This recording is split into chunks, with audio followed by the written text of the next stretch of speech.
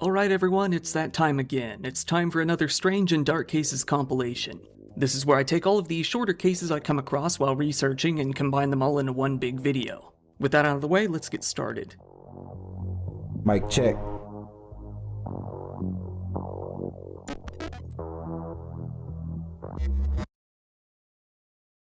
Here we have teen goes after sex offenders like Dexter. It isn't really all that unusual for people to pick up a few things from TV when they set out to do a crime. However, it's not too often that people try to yank the entire premise of a TV show and do the exact same thing themselves. A 19-year-old man in Indialantic, Florida named Lucas Jones decided that he would carry out a wild mission. Likely very inspired by the TV show Dexter, he wanted to target and kill criminals himself. While Dexter would usually go after serial killers, Lucas decided that his target would be different: sex offenders. Lucas had a problem though. He couldn't really keep his mouth shut about it. He had a girlfriend that he had only been dating for a month and a half, but he felt that he could trust her enough to bring all of this up to her. He told her that he had decided on his first target, a nearby 28-year-old man named Coley Daniel. This was simply due to the fact that Coley had appeared on the sex offender registry and lived very nearby. Coley had been convicted of lewd or lascivious battery with a victim 12 to 15 years of age back in October of 2018. Lucas's girlfriend later plainly said, he wanted to kill him. He had a printed list of nearby sex offenders. Lucas apparently found a way to approach Coley as a friend. On March 20th, 2026, Coley told his parents that he was going to Lucas's house about a mile away. While he said that he would be home for dinner, that would never happen. Welcome in. He was later seen on nearby surveillance footage arriving at Lucas's house. It was here that Lucas got to work. He later told his girlfriend that he murdered Coley with a baseball bat and then cut his body into pieces with a saw, a meat cleaver, and a knife. He then took the remains and put them into two large rubber storage boxes and 2 suitcases. It was here that Lucas would make another major mistake. He still had an Amazon package with his name and address clear as day in one of those suitcases. Coley's parents used the Find My iPhone feature on his iPad to find his phone. They saw that it was at 420 Watson Avenue, which was Lucas's address. Knowing that, they went over to the home to try and find him that day. Lucas greeted them at the door, saying that Coley was there but he didn't want to come out. The parents refused to leave without talking to him, so Lucas made another huge mistake. He called the police out to his house. While the police and Coley's parents were outside, Lucas's girlfriend showed up after getting off work. Lucas told her not to say anything and to come inside. As she came in, he quickly told her, "I killed somebody and cut him up," adding that it was Coley. Welcome in. He refused to let either Coley's parents or the police come in themselves, leading to the police finding him pretty suspect. Eventually though, both the police and the parents left. It was later found that Lucas had been cleaning up the crime scene as this all began to unfold. Are you doing anything Lucas special? told his girlfriend that the entire thing was self-defense, despite telling her that he had wanted to kill the guy before. He had already cleaned up most of the blood, but she could still see some in the grooves between the tiles, on the rugs, a little on the baseboards, and some on the wall outside of his bedroom. She later said that one tile outside of his bedroom was cracked and dented with a round impression in the shape of a head. Lucas proceeded to paint the walls and baseboards, steam clean the blood from the grout between the tiles, and pour Drano down the drains. He then demonstrated his Dexter inspiration by taking some of the victim's blood and putting it between 2 microscope slides as a trophy, something that Dexter himself did in the show.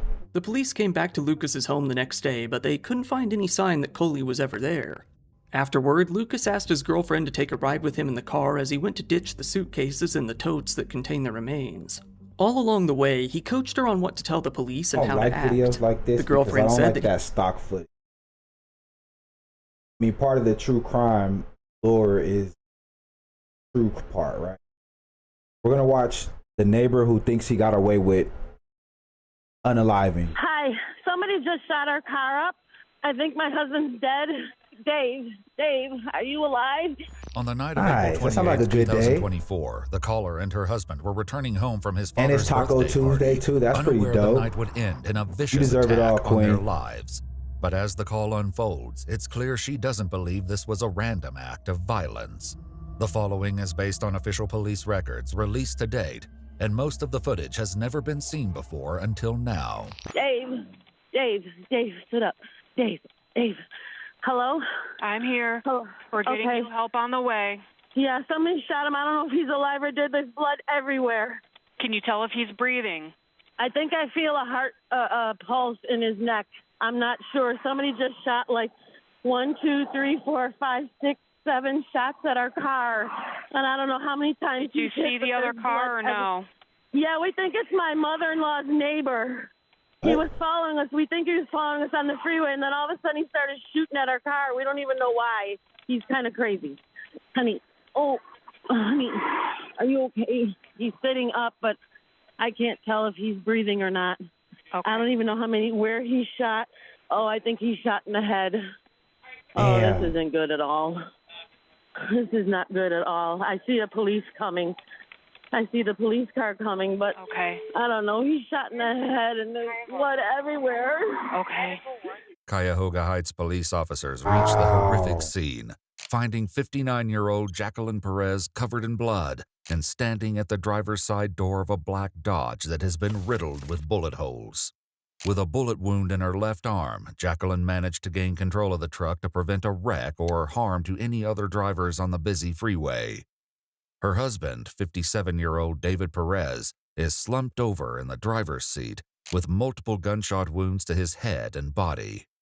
Tragically, David is deceased. Before being transported to the hospital, Jacqueline is able to identify the shooter as 29-year-old Ian Rich, the man who lives next door to her husband's parents. A bolo is put out on Ian's black Audi convertible, and nearly an hour and a half later, Bracknell police officers spot his car. Exiting at St. Clair and Superior. I'm lighting it up.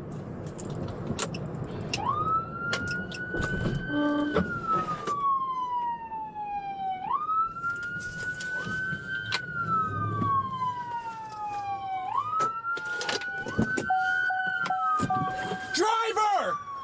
Driver! Hands out the window! Open the car door outside the window!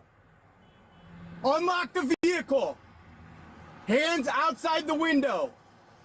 Open the door! Damn. They were just driving. Keep He your just hands where I can drove see up and them. started shooting at him. Keep your hands up! Step out of the vehicle! Face People away are from crazy, me! man. Hands in the air! Walk backwards to the sound of my voice! Stop! 92! Handcuff! Do not look at me! Stay there!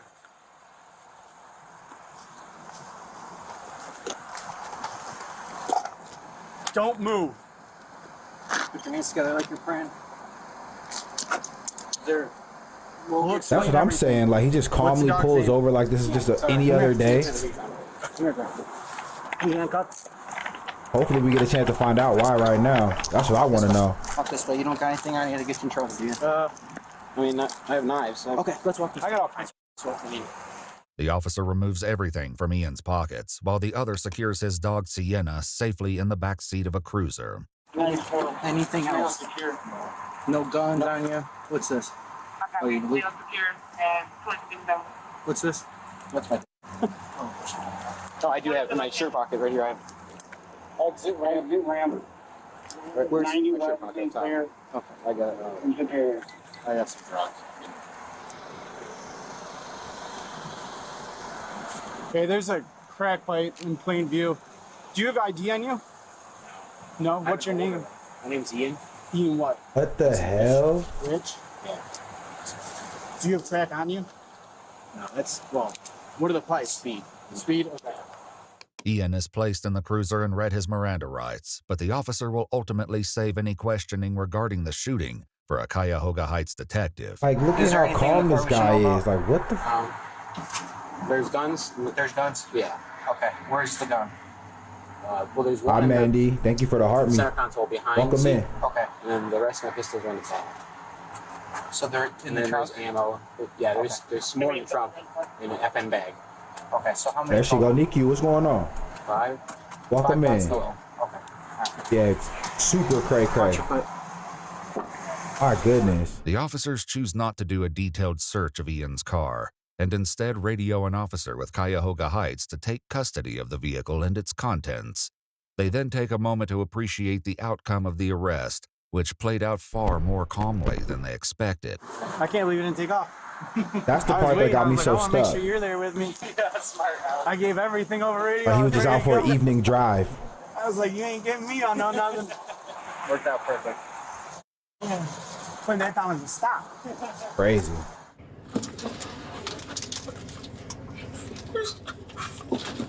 And now he's crying, but he probably speeded out. He high as hell. An officer with the Cuyahoga Heights Police Department arrives and takes a closer look at Ian's car. Where are the 5? The 5 he said are in the trunk, right? He said, I think they're at the car. I didn't touch anything. I'm willing to bet they're You want me to roll down the back window for you? center console area. They're probably in there. You remember this case? Yeah, I'm not even going to touch it. Officers begin transporting Ian to Strongsville jail for questioning. But as for his dog, Strongsville? Sienna, officers discuss whether a neighbor can retrieve her or if they will be forced to take her to the local pound. I would just rather, if it came to that, I'd rather go to my mom. Okay. My mom's got another dog. Okay. She doesn't want to take care of her. but Shut she your will if ass she has up. to. Shut up. And it wouldn't be the first time.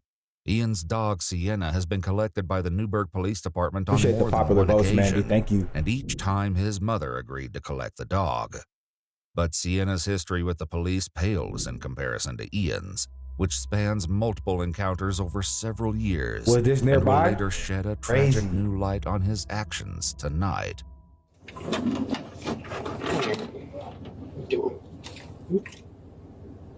I've never been out that way before. Once they arrive at the jail, Ian is taken inside and seated in a booking area, joined by Detective Lucas and a lieutenant. Pull up on The somebody following and start interrogation shooting at has them. been analyzed by a retired detective, who is also a licensed polygraph examiner, Man. as well as a former hostage negotiation commander and instructor. Ian's Miranda rights are not read by Detective Lucas on camera prior to conducting this interview, as an officer has already read them at the scene. However, the delivery of the rights by another officer creates potential issues. If Ian didn't fully comprehend the warning, any statements he makes going forward could be challenged in court. I got this blister. Okay. It's been getting worse and worse. And it's like infected. Sure. Honestly, it would be good to get taken care of. Okay. Look at it. We'll take care of it right after. I got tape on it. Right after we have a little conversation, all right? Okay. A critical first step in any interview is establishing a baseline of the suspect's knowledge, awareness, and mental state. Given that Ian has a known psychiatric history, Detective Lucas should have assessed his orientation and level of understanding by asking basic facts such as the date, where they are, or why they're here. Instead, he begins the interview by asking Ian to describe his day, which he says began at around 10 o'clock this morning. What did you do after 10 o'clock when you woke up? Tried to clean up my garage. Okay.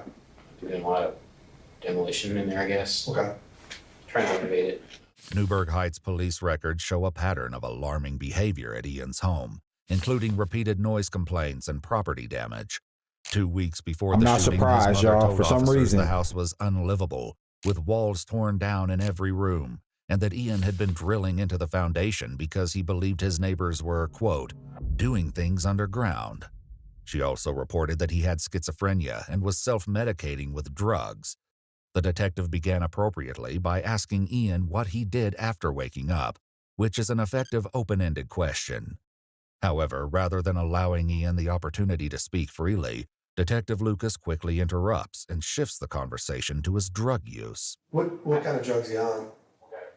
It's meth. Meth? Yeah. Okay. How long you been on that?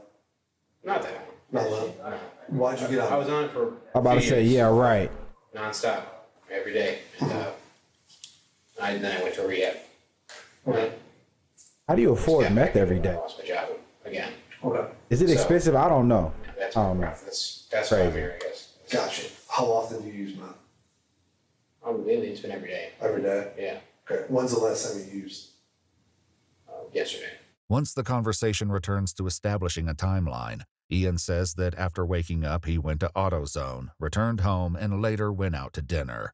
Then, after 9 p.m., his female friend Ashiana sent him a text message, and he decided to go to her house for a visit. I left just knowing I was going to head over there eventually. I was just cruising, kind of. I mean, I wasn't like making a beeline there. I was. How probable is So it what to if be there a was camera M-head, outside you know? Getting on 77 South. Around that time. Crazy. I went south, yeah. Okay. You might have went south?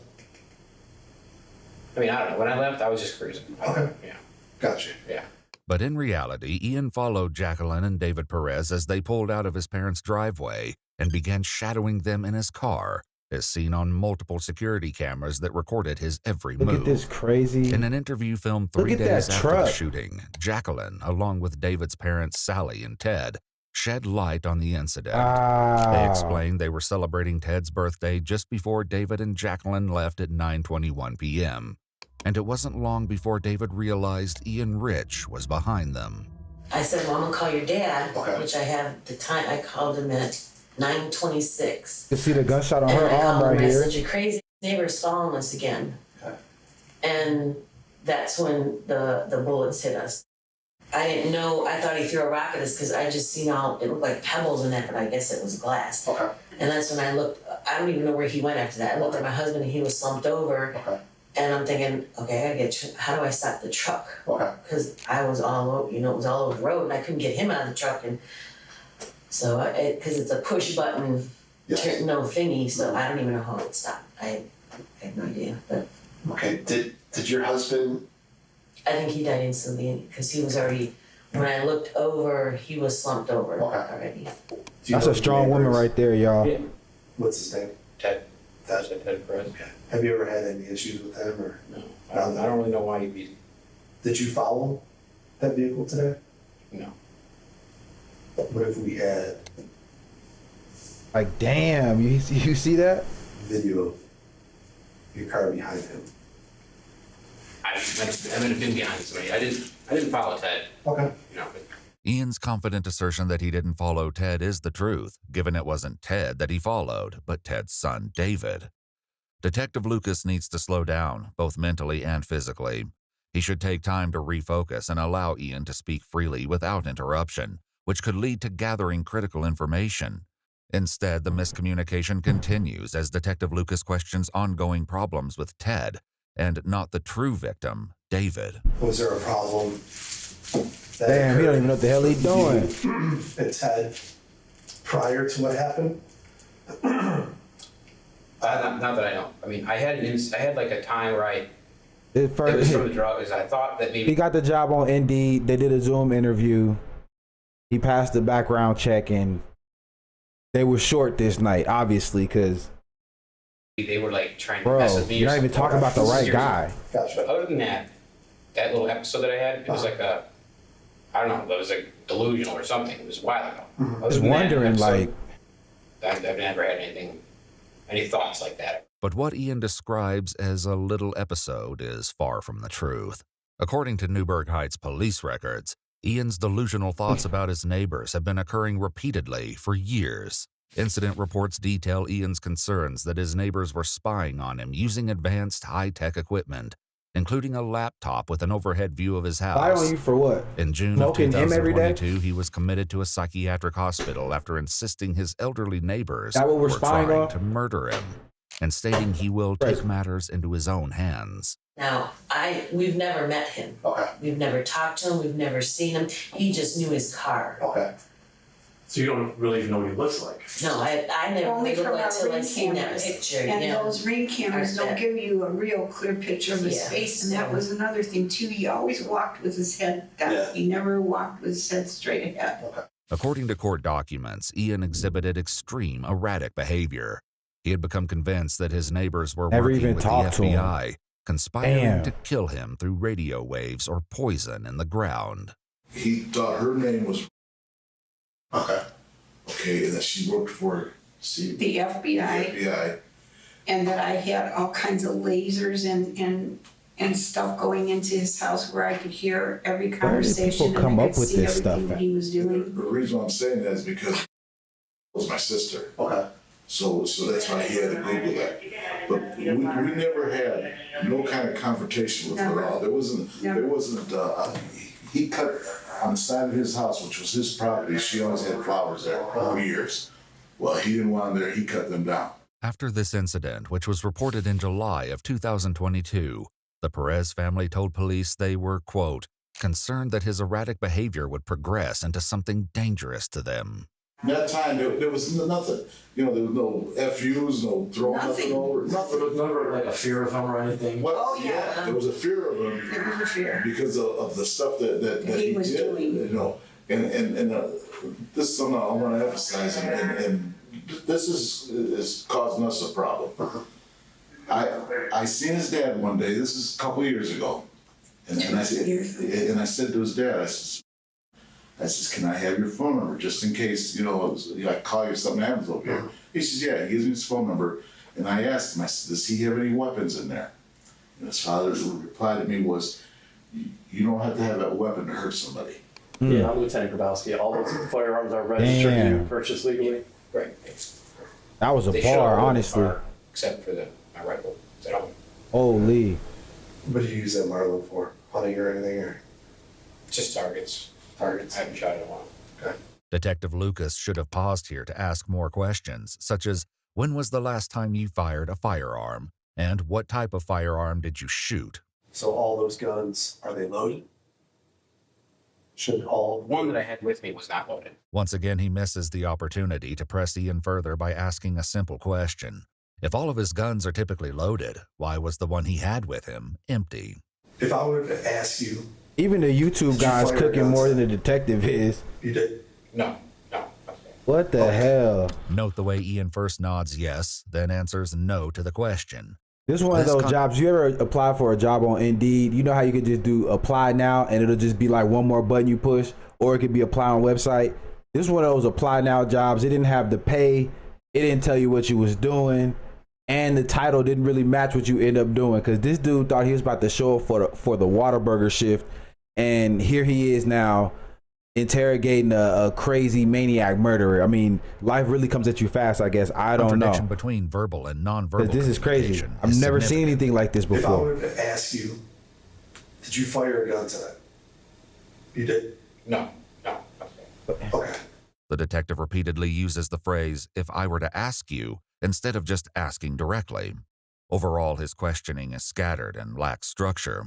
The lieutenant interjects, asking a question of his own. You have no idea why you're up in this jail right now. No. That's a very serious reason why you're in this jail today. Okay? Right. We're not here because of the drugs. Something bad happened today. Very bad. Okay. And we're trying to figure out exactly what happened. After being told that something bad happened, Ian nodded his head Good in evening, agreement. Angela. Welcome but what's in. more important is that he showed no obvious surprise, concern, or curiosity in the form of follow-up questions. Is there any reason why you're not And thank you for that heart. Well, yeah, no. I mean, what happened? I didn't follow him. I know. Like they knew that I had that episode, and I thought that they were trying to. Let me ask you a question here, real quick. What put you over in Euclid and East Cleveland and all those other areas? Why were you over there? I was just moseying my way over towards my friend's house. Again, Detective Lucas interrupted Ian during a critical moment. Ian finally asked what happened, but the detective never answered him. Soon after, the detective shifts the topic back to firearms, reminding Ian that might they be can the test worst for gunshot detective residue ever. on his hands. This seems to encourage him to change his earlier answer about not firing a gun today. What is he doing? I might have accidentally fired it in my garage. Okay. If I was to tell you, Thank you for the share, Angela. there's bullet casings that were picked up on 77 South. Are any of those casings going to come back to any of the guns that you own? I don't think so. Hopefully not. None of my stuff should be on the road there. Okay. This response is noteworthy and should have been addressed further. An appropriate response from an uninvolved individual would typically be a clear no. It's the worst. The detective missed the opportunity to follow up on this statement. If somebody was shot or something. Somebody's dead. Okay. Okay. Had died. Ian shows no visible reaction to this news, and the detective is still naming the wrong victim. You got to realize, life, 29, you can still get out from today. Okay? Right. If something happens and I put in here that you sat here callous, I'm going to tell them. If you explain to me why this happened today, you have a chance. Because he's a maniac. Like I said, I'm not gonna say that I didn't do it. I'm not gonna, All the evidence. Right. All of it. And someone even saying they saw me, I didn't do that. You're in the area when it happened. I was, but I wasn't. I didn't do that. You shot the. Ian just admitted that he was in the area when the shooting took place, then quickly self-corrected. His statement should be explored further, as it suggests possible involvement, or at least uncertainty. Messing This up, was Ian. a significant moment, and the detective misses the opportunity to follow up. I think you're just living in this crazy world where you think that you're going to be fine. It's not going to be fine. Is he life in prison or parole? If Ian were to confess now, he would have a good argument to say the only reason he confessed is due to the threat of life in prison. What is this guy talking about? What? Like, are you like? Is this a TV show right now? Like, are we getting punked? Is this actually an interrogation? Or are they gonna turn to the camera and be like, sorry guys, we're just showing you what not to do in the interrogation? Like, what? Versus the chance for parole. The use of threats and comments related to legal counsel could potentially affect whether this interview is admissible in court. The detective also doesn't have the authority to make those kinds of promises or guarantees about sentencing outcomes. The interrogation is soon headed for a more heated confrontation. But for now, investigators with the Ohio Bureau of Criminal Investigation interrupt the interview to take swabs of Ian's hands. Did you wash your hands at all? No? No. Okay. Were you handcuffed? Oh yeah, I did. I washed them. I was handcuffed and I washed them. I'm telling you, seriously. With some Fast Orange. It can't be So real. why would you buy that? Cause look at my hands, man. My garage is dirty. Have you been fingerprinted since you were here? No. No. Whether or not the cleaning solution successfully removed any gunshot residue remains to be seen. Before the interview continues, a conversation begins regarding evidence from the crime scene. Do we have any idea the number of shots fired? Looks to be 8. Has a weapon and ammunition been recovered? Not yet. There was a casing or a bullet that was recovered by the scene. But no weapon yet. The detective should not be answering these questions in front of Ian, who can clearly hear what is being They're discussed. all in on the BS. And he now knows what the detective has for evidence. Disclosing this information could undermine their ability to employ strategic interviewing techniques, such as controlled disclosure or bluffing, and could allow Ian to challenge or manipulate the situation. As the interview continues, the detective offers Ian a way to save face. Maybe you had some type of psychotic episode. Maybe you had some type of out-of-body experience. But what happened today, you were identified. Ian nods his head in agreement, but Detective Lucas doesn't seem to pick up on the gesture. And I'm just trying to figure out why you do such a thing. And to help you, when this goes through court, why it happened. Establishing motive is not a necessary element for the interview at this stage. While understanding the reasoning behind an incident is helpful, it's not essential to prove the case. The detective's approach would have been more effective if he'd framed it in a neutral information-gathering way, such as, help me understand how this incident occurred. I didn't shoot at another car today. If that happened near here, like you said, and it was my neighbor, and they identified me for some reason, that's something else happened. Someone else did that or something, and they're trying to frame me, or I have no idea. A good question for the detective to ask would be, who set you up and why? Instead, Detective Lucas takes a more direct approach. There's a dead guy. Right. There's a guy that is dead. Right. Dead. I was there. I saw him. He's like 2 gunshot wounds to the side of the head. Like, instantly dead. Yeah, there's a life ended and countless lives that are now affected by this. Like, I'm not lying to you. I would not lie about somebody being dead.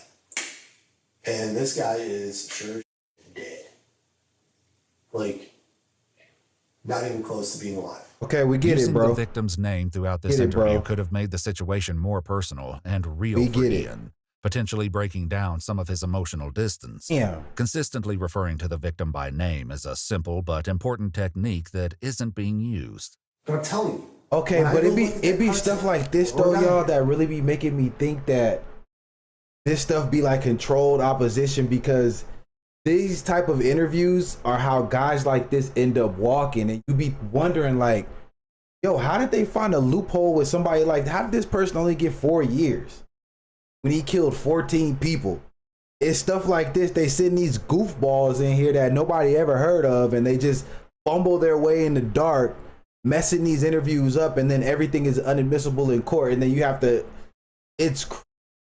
that's what makes me think this is all a stage. I'm not gonna lie to you. This type of stuff right here, because like this makes no sense.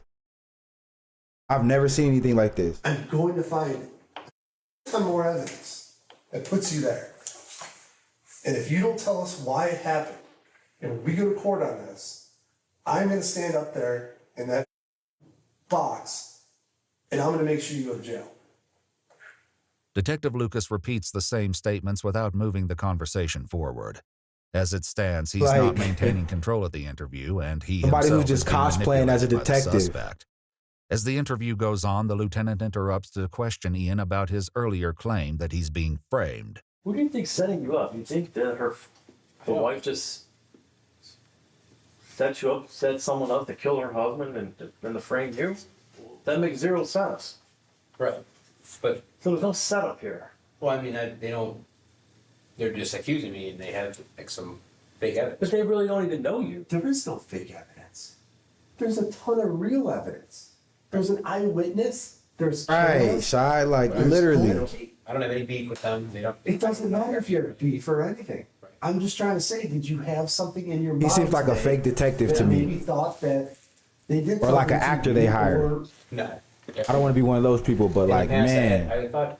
I thought that they were like getting me while I was speaking, and the FBI or something. It was an episode I had. It was like when I was doing too much stuff, and then it was like I realized that none of that was real. Ian has just implied the behavior that occurred in the past was when he was, quote, doing too much stuff, likely referring to drugs. The detective should follow up on this statement and reminded him that he used methamphetamine the day before, then develop a line of questioning around how that may have affected his actions or judgment. Building But on he's this reading point could his help script create in a front of theme him. that Ian was impaired, which might encourage him to open up further about what happened. There's a victim that could have been killed. It could have been a double homicide. Identified you as the freaking shooter. I did not. Plus your car, an Audi TT, black in color with a convertible freaking top.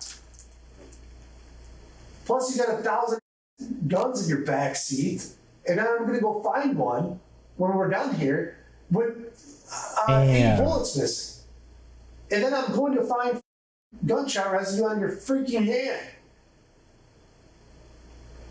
Yeah, you did it. Yeah, this is wild. I didn't shoot a car. They're falsely accusing. Nobody's false accusing you. There's an eyewitness. I didn't. It wasn't. I didn't shoot. I didn't. The evidence is going to be there, and I'm going to be there when you go on trial, and I'm going to say I sat in front of this and basically listened to him lie to my face, knowing that he shot a guy and killed him. You understand that? Me. I'm your lifeline, he's your lifeline. And that's it. If you don't understand that, I don't know what to tell you. Okay? Do you want to go to jail and sit with a bunch of murderers and I really don't. Well, guess what? If you don't tell us what the hell happened, that's where you're going. There's 1,000 pieces of evidence against you. 1,000. But why would I do that? Ian's question, why would I do that, suggests he's looking for a reason he can use to save face, where an innocent person would simply say, I did not do it. His question presents an opportunity for the detective to introduce alternative explanations or themes. For example, he could suggest the possibility that the firearm discharged accidentally, or that Ian intended only to scare the victim rather than shoot him. Instead, Detective Lucas continues pressing for Ian to share his own motive. There's 1,000 pieces of evidence against you. How many pieces of evidence? 1,000. Okay, I wasn't sure. I don't know. That's why I'm asking. That's why I'm trying to tell you. If you would explain to me why you did this, I could portray you as a normal human being. I am a normal human being. I know you are. So tell me why you did it. I didn't do it. There's no reason to. I just saw. I'm sorry. I know you did it. I'm just trying to figure out why it happened and make you seem human.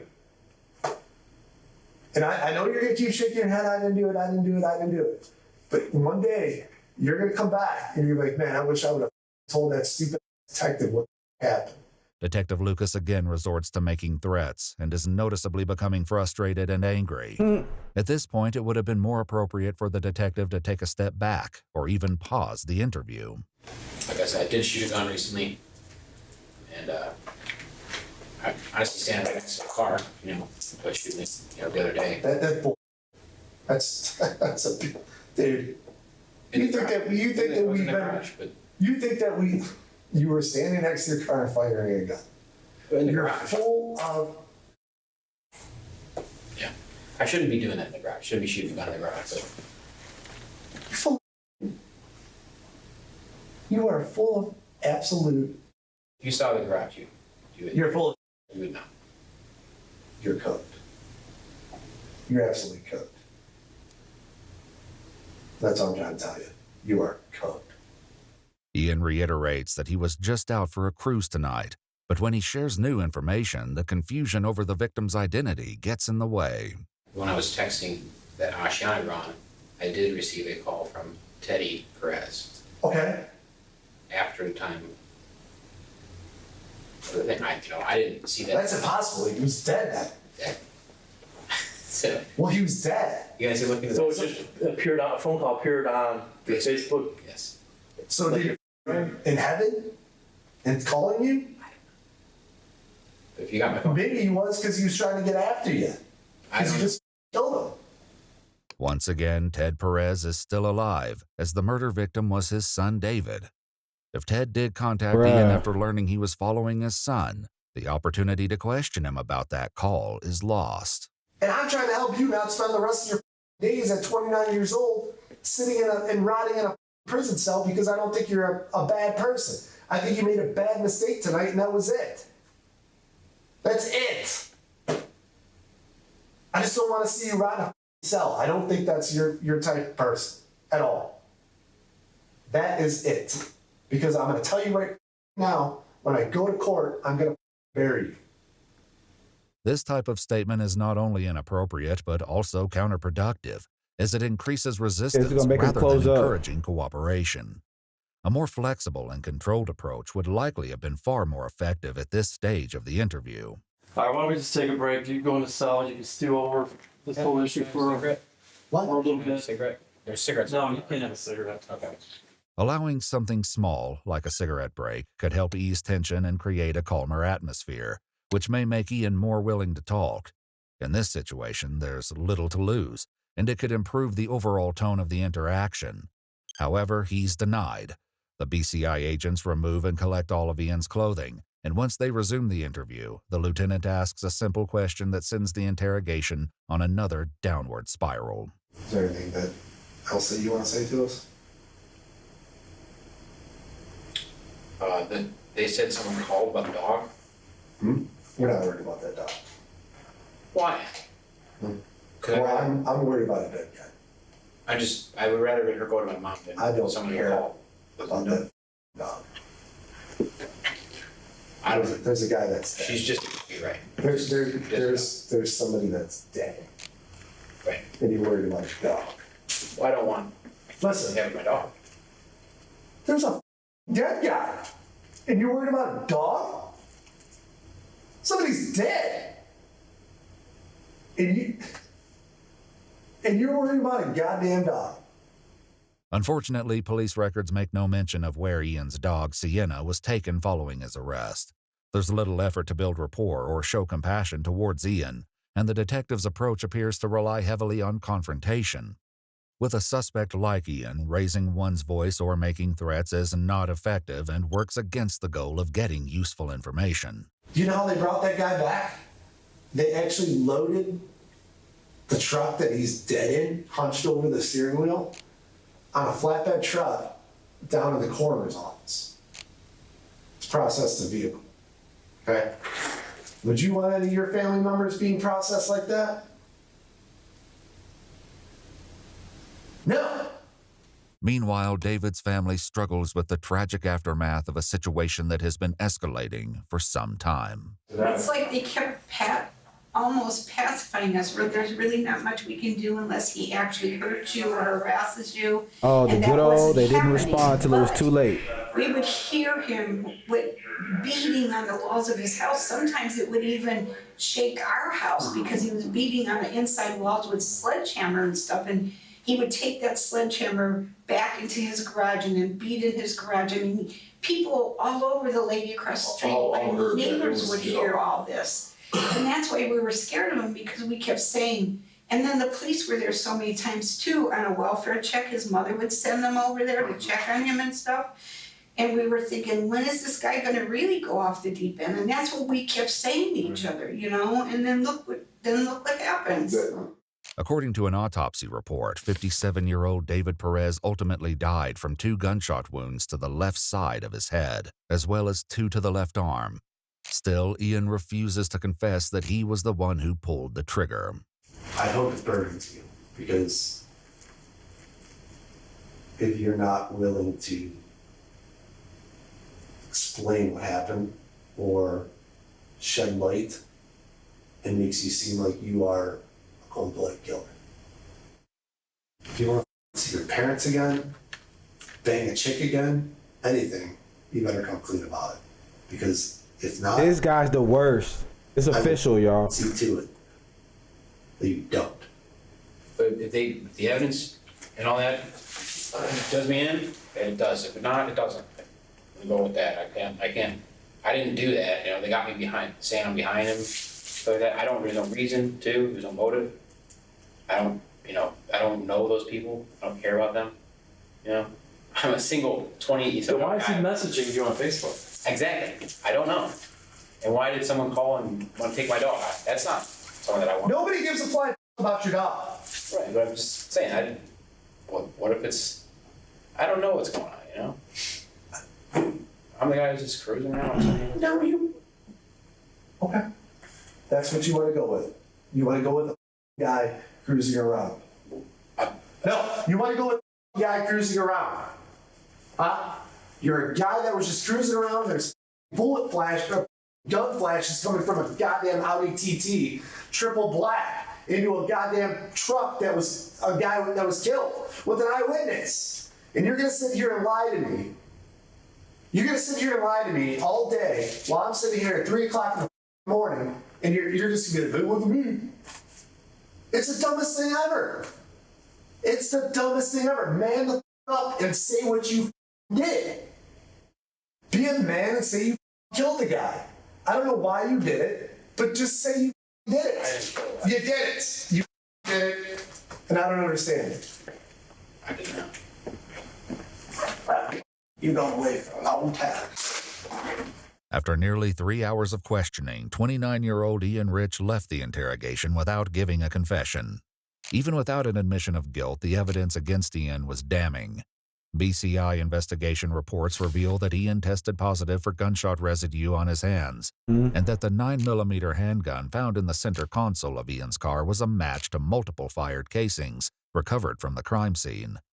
According to court documents, Ian Rich was indicted in May of 2024 on 1 count of aggravated murder, 3 counts of murder, 1 count of attempted murder, 2 counts of discharging a firearm on or near prohibited premises, and 4 counts of felonious assault, all carrying firearm specifications.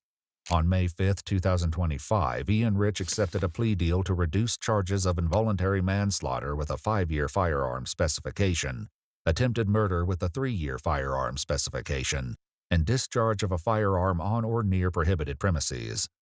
The court imposed a minimum aggregate prison term of 40 to 45.5 years in prison, with 402 days credited for time served, plus an additional 2 to 5 years of mandatory post-release control. Jacqueline Perez later filed a lawsuit against Ian Rich and 3 members of the Newburgh Heights Police Department for the, quote, foreseeable, preventable, and wrongful death of David Perez, as well as her own injury. The lawsuit states the defendants share culpability for the actions of Ian Rich because they, quote, knew about the danger he presented and recklessly failed to fulfill their duties to the public. The lawsuit is ongoing. Watch our full videos as they were originally made, with no randomly muted words or details cut. We've also dropped brand new EWU videos available only.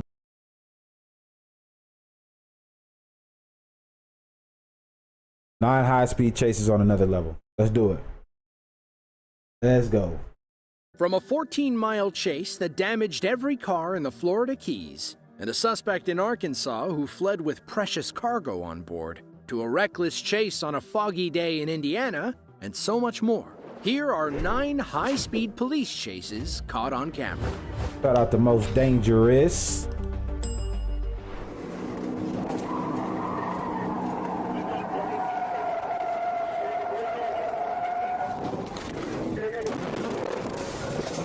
It's a Black Range Rover JVX 40, JVX 40.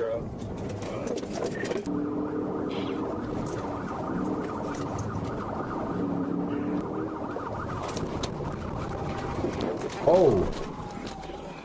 A sheriff's deputy was on patrol in the Florida Keys when a Range Rover nearly collided with her vehicle. The driver went around the officer and sped ahead, thinking they'd done nothing wrong.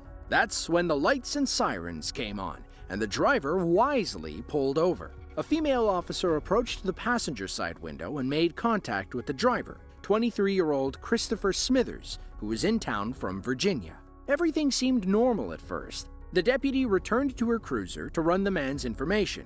She must have been distracted by her computer when Smithers did this.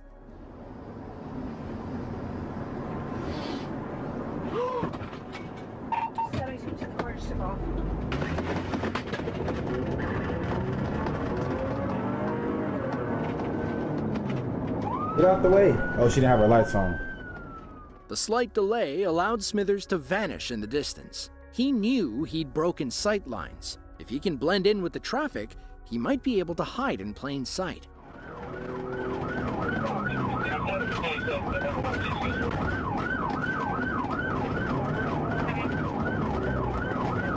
They drove right by him.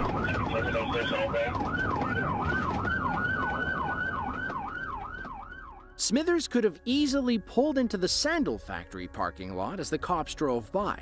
Instead, he decided to step on the gas and floor it past our officer.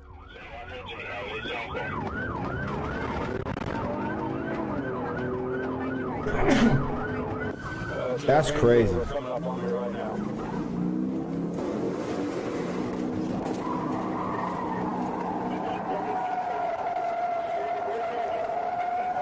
Imagine being at work and you seeing all this, hearing all this.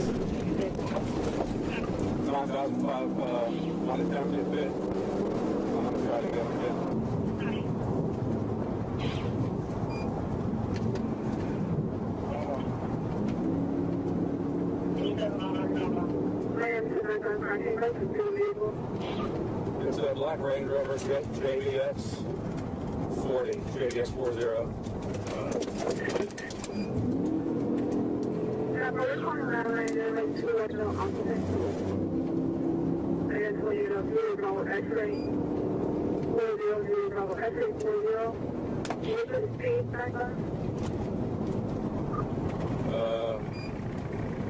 We're slowing down right now. Past other vehicles, fluctuating between 70 and 90.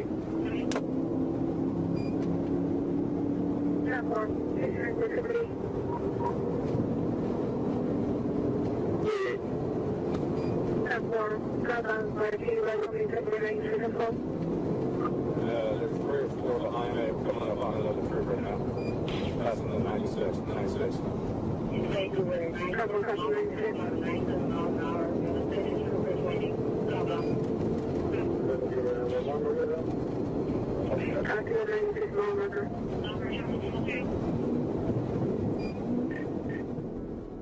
The officer kept pace with the suspect down Route 1, the main artery running north and south through the Florida Keys. Both cars maintained 90 miles per hour until traffic at an upcoming red light slowed things to a halt. Oh shit, here we go.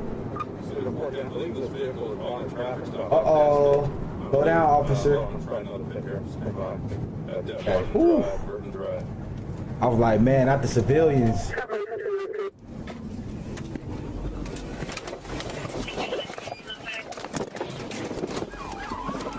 Damn green light.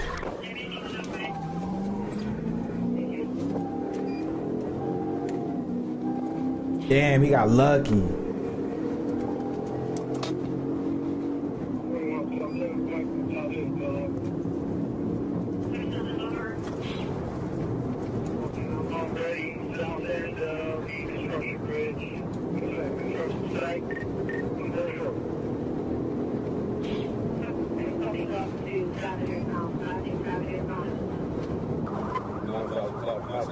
They're flying though.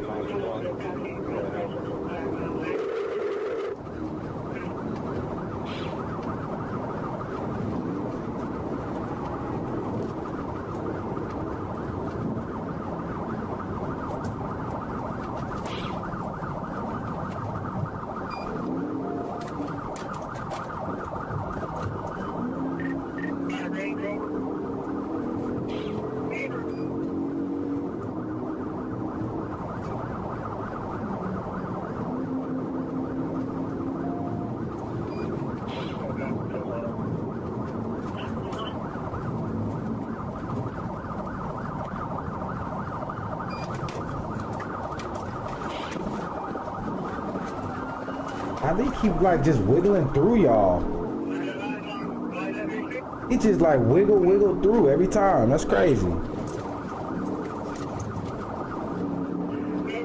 He's like a NASCAR driver or something.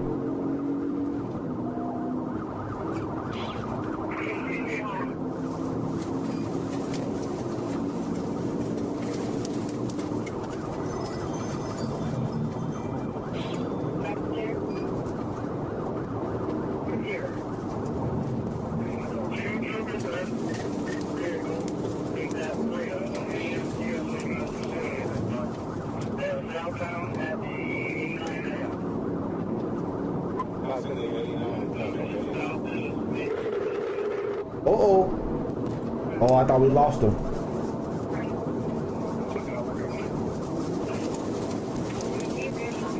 They're going too fast for this road, though. No worries, Michelle. Is everything okay? I hope everything is okay.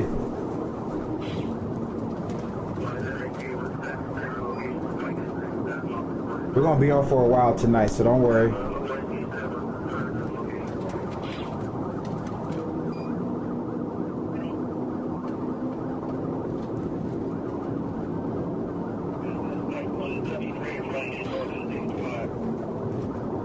You're not going to pit him with all these cars right there, are you? Okay, all right. The officer would love nothing more than to pit this suspect into oblivion. However, doing it from this angle would also pit him into oncoming traffic. He'll have to be patient and wait for the perfect window. Hopefully, it opens soon. Yeah, it happens. When you bringing forth life to the world, you know, that's a tough job. So, we give her all the grace.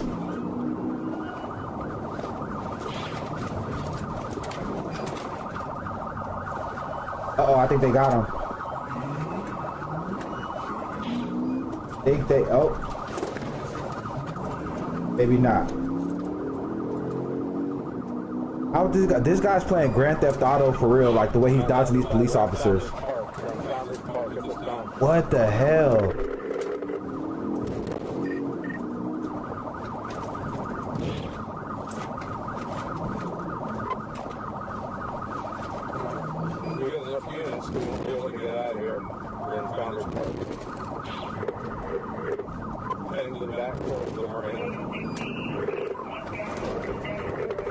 What the hell, man?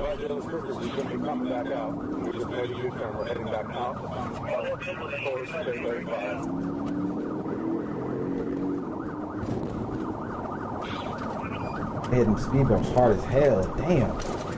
Damn.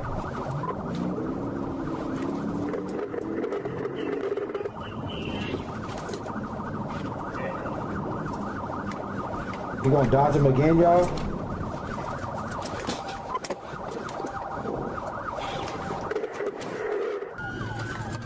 He just keeps slipping out, like, just keeps finding a way to just slide out of there. Trying to go for the exit.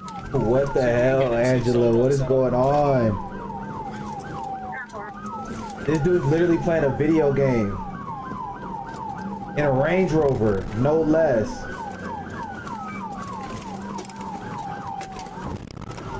Lost his tire gone. Got a flat.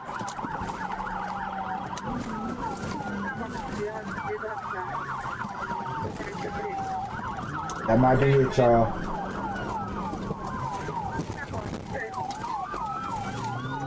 Oh, he's still going. Imagine going home from work and seeing this. What the hell? No, for real, he had to have. Because that's crazy. He's still going.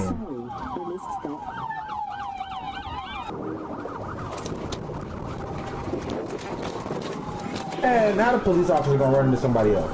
Come on, man.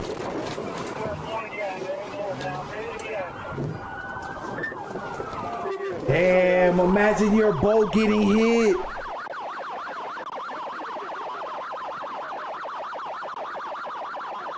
I would be so freaking mad, man. If I get to the point where I could ever afford a boat and a trailer to drag the boat and a truck to drag the trailer that's holding the boat, and you decide you want to have a high-speed chase with no tires and no rims and just speeding all through the city all willy-nilly, and you hit my boat, I'm getting out my truck too and I'm whooping your ass before they take you to jail. I'm just letting you know. After leading police on a 14-mile chase, Christopher Smithers was arrested and charged with reckless driving and felony fleeing. He was also slapped with a DUI despite blowing 0 on the breathalyzer test. He'd later admit to taking 80 milligrams of Adderall before the chase.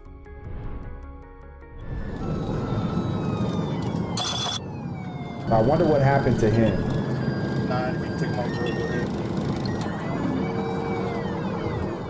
It was July 20th of 2024. A Georgia State Police officer was on patrol when a black Dodge Durango flew by him at 97 miles per hour in a 65 mile per hour zone. The trooper attempted a traffic stop, but the driver didn't plan on pulling over. Instead, he and his buddy risked hundreds of lives on the highway as they led police on a 100 mile per hour chase up I-75.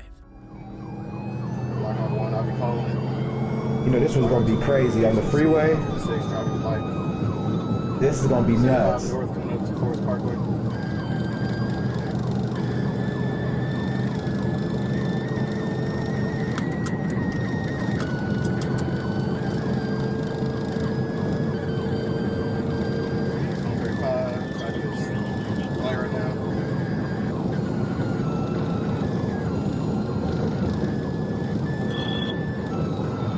Angela's crazy, ain't it? Woo. Still continuing northbound 75. 9, if you can take them off the road, go ahead. Getting on 285, stand by for east to west.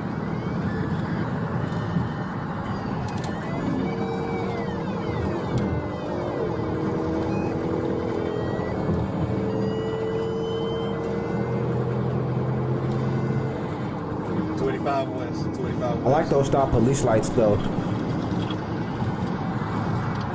Easy to see them. Go ahead.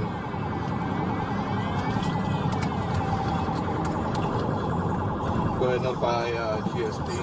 It'll be 285 west from 75. Speeds are going around the curve. Speeds are 50 right now. He just 41. 41. At the curve, 41 on the curve. 41 rollover. Damn. Get on the ground. Hey, bro. Hey, bro. Well, chill, bro. I got a gun on me. I got a gun on me. Oh, I got you. I got a gun on me. Where the gun at? It's in my I got pants. him. It's in my pants. Put your hands up. I'll shoot you. Hey, put your hands up. It's in my pants. Put your hands up. Put your hands up. Got one in custody, one at gunpoint. Put your hands up right now. It's right here in my pants, bro. It's right here. Oh, bro. Shit, are you straight, twin? But chill, please. Put your hands behind Please, your bro, back. you got it. Nobody else. Nobody else. Oh. My brother. 69. Your I got face. you. Oh, my I got one, got two in God. custody. Get up. Get up. Sad, man. Nothing boosts your street cred like getting arrested with your pants around your ankles. The driver, later identified as Jontavius Hood, was in possession of a stolen handgun at the time of the chase. The Durango was also reported stolen, further adding to his growing list of charges. His passenger, identified only as D. Foster, was released later that day. It's unclear if he was charged with any D. crimes Foster related must to have the told chase or somebody. the weapon in his pants.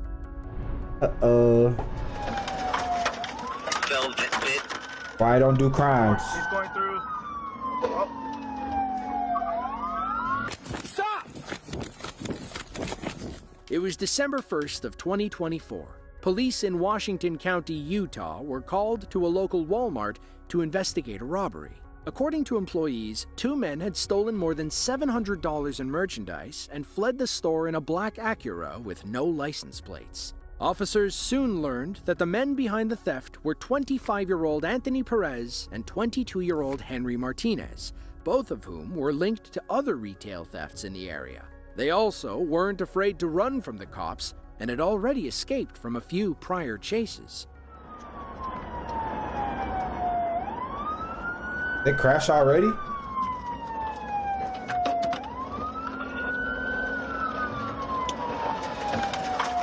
Oh. What the hell?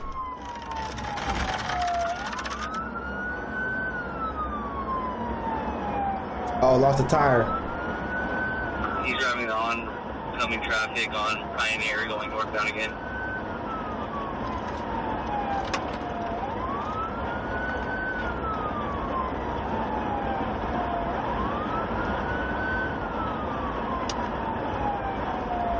Still on oncoming traffic.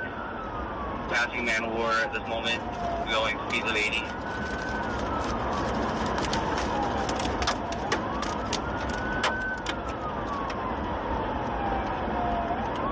Speeds of 90 coming up on the roundabout.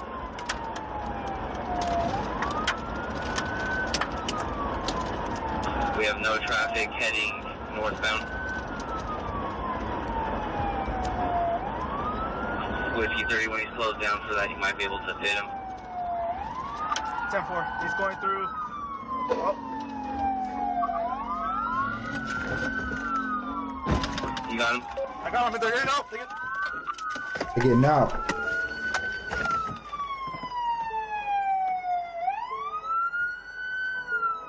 We got one on foot. Jump that home right here. The suspects fled on foot in different directions. An officer chased Perez into the bush while Martinez fled across the interstate. Little did he know that the police were already waiting for him on the other side. Damn. Hey, give me the air. I got one proned out gunpoint. We're gonna be exit 4, northbound exit. His name. That's basically my sister's boyfriend, but Right, but what's his my name? sister's little brother, but I forgot his government name. It's like Tony. Tony? Yeah, Tony. Are you sure about that? Yeah.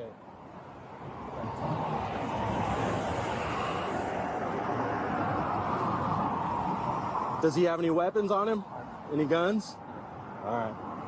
We're just trying to do like a Christmas, because we've been saving our money because we're not from here.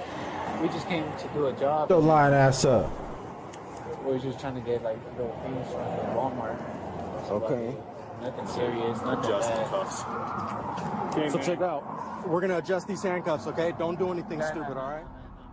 Officers searched Martinez and then placed him in the back of their squad car. At this point, they've lost sight of Perez, so they're hoping his accomplice might be able to answer a few questions. George, you guys were trying to get to? No, we don't live with that.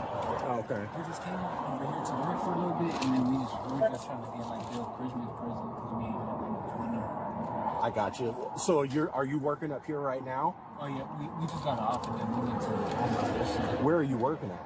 Are you working here in St. George? Oh no, it's like my other homie, he does like he has like his own company, so he's his own manager. So okay. Anytime, like, cause I don't have a job right now, I'm just trying to like find a job. The hell is he talking about? But you guys don't have an address up here that you're trying to get to, or a location you're trying to get to. How come you guys wouldn't just go I-15 south then?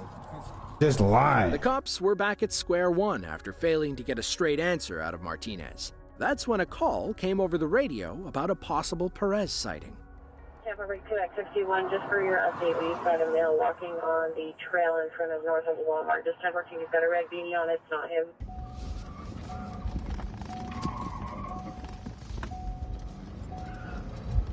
Get him. Run him over. Face down. Catch him. Echo 10, I have him running into the Walmart parking lot backside. Catch him. Get on the ground or you're gonna get tased! Get on the ground or you're gonna get tased! We caught up to him, so let's go. Both suspects were arrested and transported to Washington County. Shout out to that cop, man. He got Search of active. the car uncovered the stolen Walmart items, alongside drug paraphernalia, marijuana, and methamphetamine. As the driver and ringleader, Anthony Perez caught the brunt of the charges, which included assault on a police officer, reckless driving, retail theft, drug possession, and driving without insurance. He took a plea deal and was sentenced to 270 days in prison, followed by 36 months of probation. As for Martinez, he was charged with failure to stop and drug possession. He pleaded no contest and was sentenced to pay a $4,800 fine along with 2 years of parole.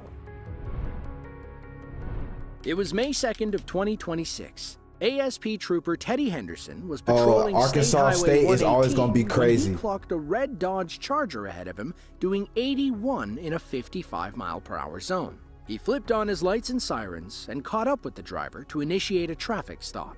However, the woman behind the wheel kept going, leading Trooper Henderson on a short-lived chase. The worst part is that she wasn't alone in the car.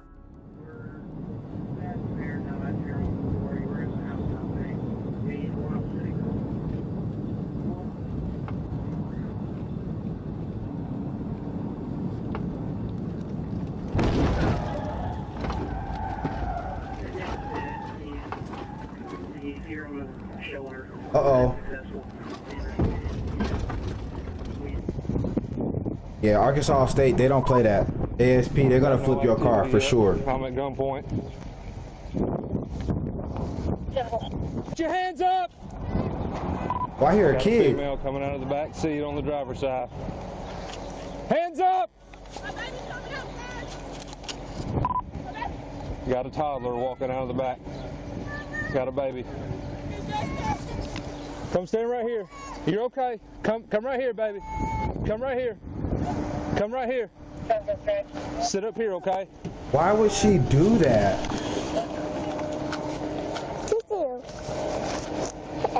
Sit right here, baby. Sit right here. Is it just you? Why did you run from me with a baby in the car? I don't care where you're going. Why would you do that? Crawl to me. I don't care. Crawl to me. Crawl to me.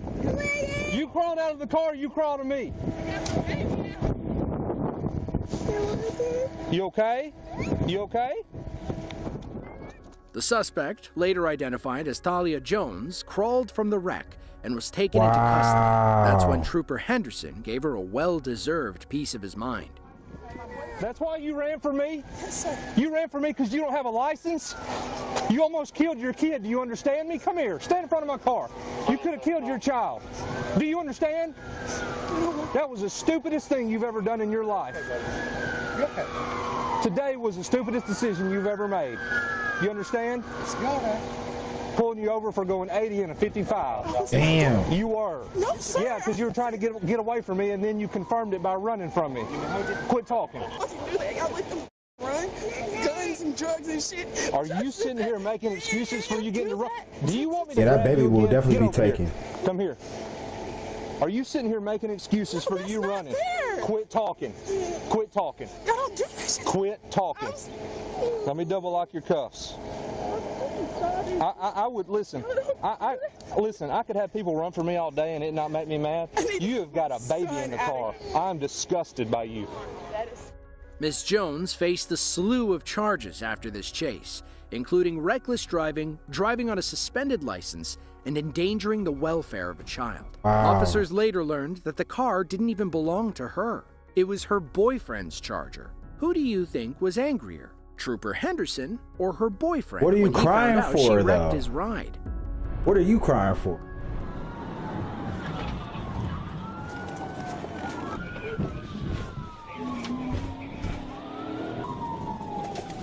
Oh, another ASP. Y'all see Arkansas ASP State Trooper or Amber ASP? Cass was stationary near Trust me. I-630 in Little Rock when a call came in about a pursuit in progress. A white sedan was fleeing from local police and was apparently heading her way. Within seconds, Trooper Cass was in position, ready to take over the chase.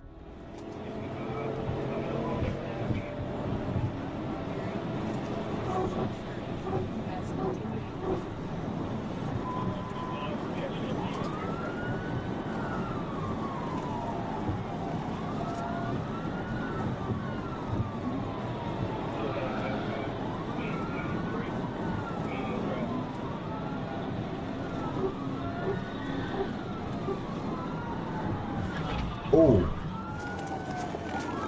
Not with all those people around, right? I hope not. ASP don't care though.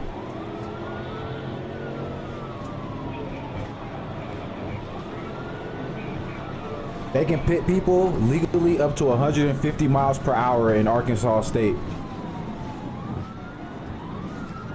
And there's no car on the road that could really go 150. That's just like a super duper car. Debbie says, yeah, you definitely don't, Debbie. You definitely don't. And they will pit your car. They will.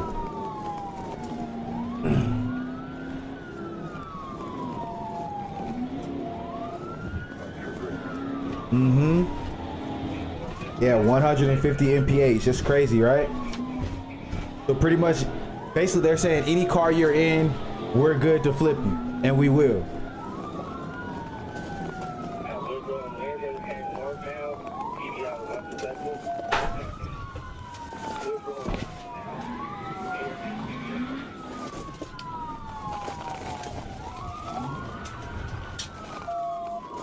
They're different at the ASP.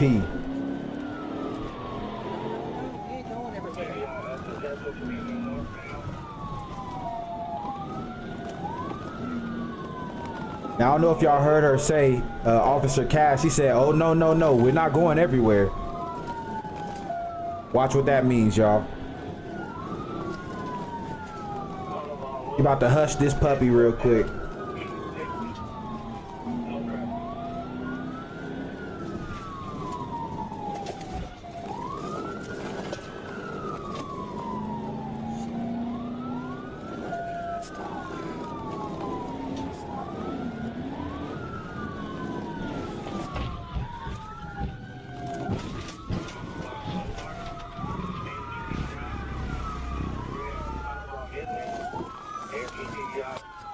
Oh yeah, you gotta give up now. He trying to still, look, he trying to be slick.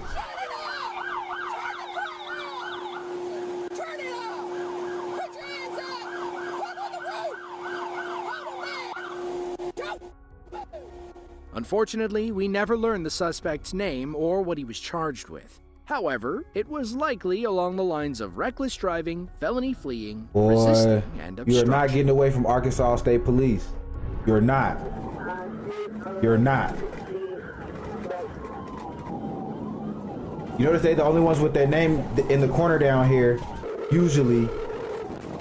They letting you know it's us. On December 30th of 2025, FHP officers in Lee County, Florida, found themselves behind what they believed to be a stolen 1999 Mercedes-Benz. A quick scan of the license plate revealed that the car had been boosted in New York. The robbery was linked to Bradley Daniel Roberts, a He's trying to flee in a 99 Mercedes-Benz is crazy. History. That's why nobody was surprised when he decided to run. Hey.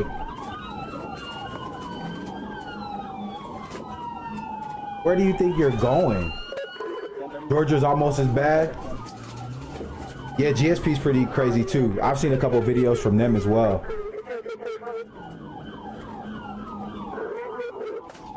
I just wonder what's going through your head when you're doing this. Like,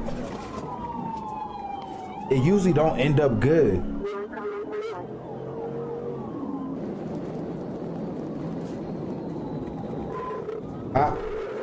Oh, he's just on the dirt right now.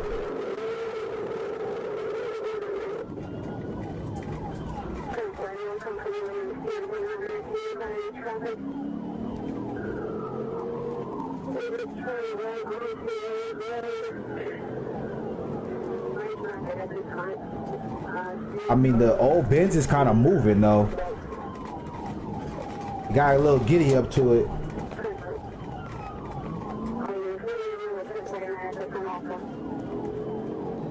It got a little giddy up. Debbie says too many GTA players. You know what's funny, Debbie? We were saying that earlier about another chase. Literally, we're saying the exact same thing.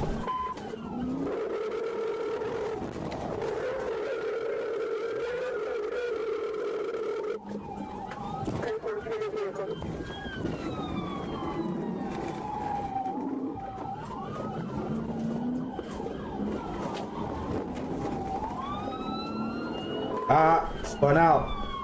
That's it.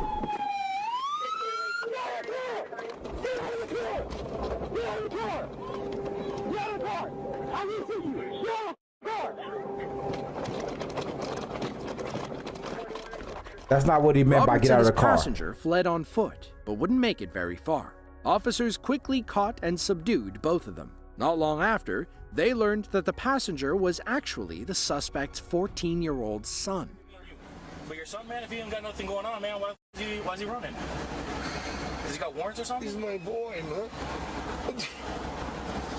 And you putting your son through that. I can have a conversation with you. I'm Bradley, Daniel. He's Daniel Bradley. Oh, he's Daniel Bradley Jr.? Yes. All right, man. So Daniel, right now, this is why I want to have that conversation with you, man. 14-year-old son. I'm trying to do right by my boy. I got you. I'm trying to do right by my boy. He's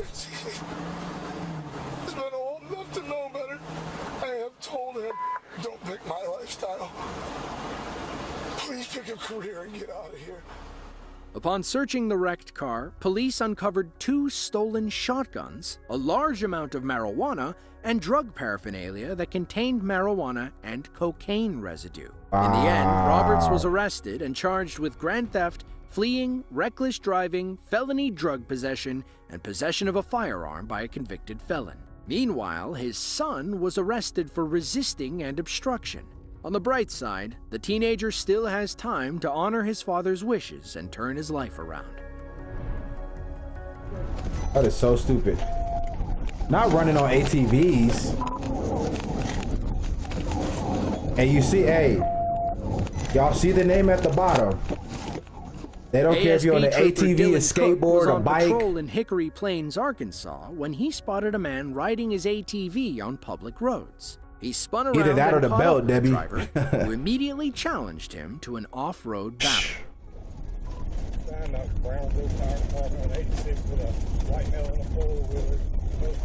That man said, I'm on the ATV, I'm gonna just get on out of here. Off-road it.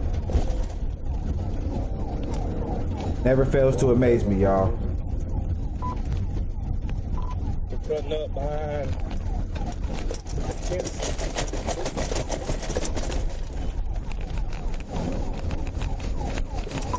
We're headed up right behind Greg Tennison's house. Just come back out on the highway. Great.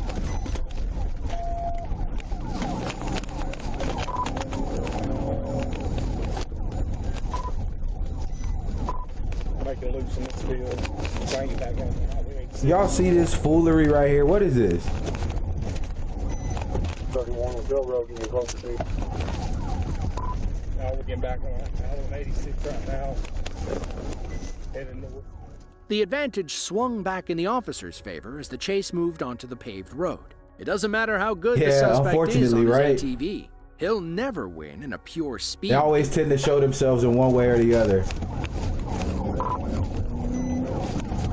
I mean, this got to take the cake. If it don't take the cake, it's definitely taking a piece of the cake for sure. Because this is just, how are you going to outrun it? It's a white male with a jersey, number 28, black jersey.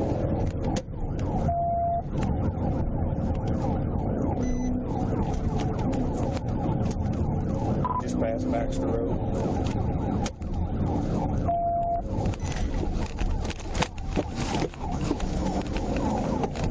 He think he won't get pit maneuvered. That's what his problem is. He think it's sweet. He don't realize that ASP will pit. You know what? We're just gonna see. We're gonna see. Fixed turn on Belt Road. We're on Belt Road right now. Did he just use his hand as a turn signal? Back on dirt, the suspect thought he'd be able to pull away from Trooper Cook. Maybe he should have signaled that he was trying to take this next turn.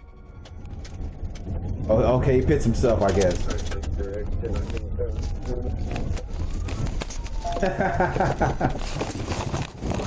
Stop right there! Get out there! Get out there! Turn over! Turn over! Okay. Turn over! Roll over! Put your hands back! Stop reaching! Stop reaching! Stop reaching! Hey, they are tasering the hell out of him. Forest City. I heard like 4 or 5 different tasers hitting me. Okay. Put your hands out. Put your hands out right now. I'm gonna tase you again. It's electric. Y'all ever heard that song? Back. Do it now. It's electric right now for sure. Again, oh. Stop reaching! Put your hands behind your back. Put your hands behind your back. Oh man. The suspect, later identified as John Gales, stopped reaching for his knife and allowed Trooper Cook to cuff him. He was arrested and charged with fleeing, driving an ATV on public roads, resisting arrest. Why, bro? Why would you do all that just to get all these extra charges? It doesn't appear as though Mr. Gales had any narcotics. Look at the size of that melon, though. Jesus. Just because they say, you know, they say big head, big brain, it does not always apply because that, ooh, that's a Goodyear blimp. That's crazy. It remains unclear why he thought running from the cops on an ATV. That's Debo Lottie right there. Got more head than he got body. My goodness. If he ever headbutt you, you're going to be in the next dimension, okay? Holy. We're now heading southbound in the northbound lane.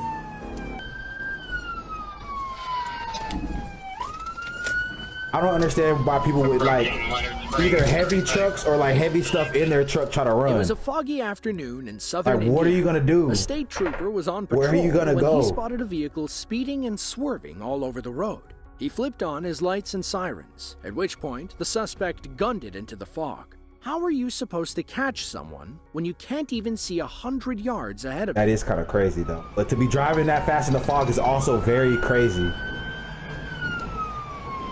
Cause like you cannot see. 9, I'm coming from Royal Road. What's your guys' speed? I'm currently. I can kind of see the little dot in the distance right there. Tiny bit. I think that's it. I think that's it. No, it's not. That's his window. Never mind. That's not it. Okay. So I lost him too. Okay. Oh no, right there. Right there. Into a heavy fog coming into traffic. Tip in here shortly. Damn, we going through what they go through. We're at the 1 lane, still southbound. Thank you, Debbie. Make sure you subscribe if you didn't already. It was good to see you and good to chat.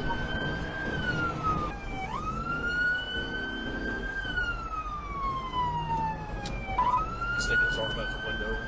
Not sure what he's doing. This is crazy. Oh, there he goes. Found him.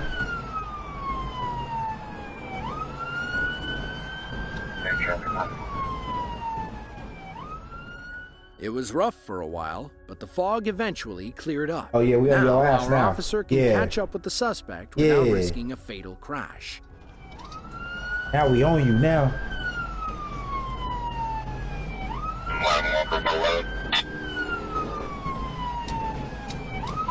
Slow down a little bit. We're at 8 miles an hour right now. He's like swerving. Maybe his tire's flat or something. I don't know.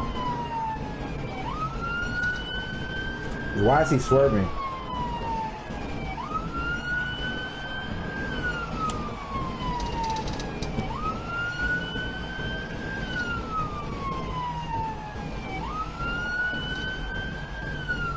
Maybe he messed up his alignment.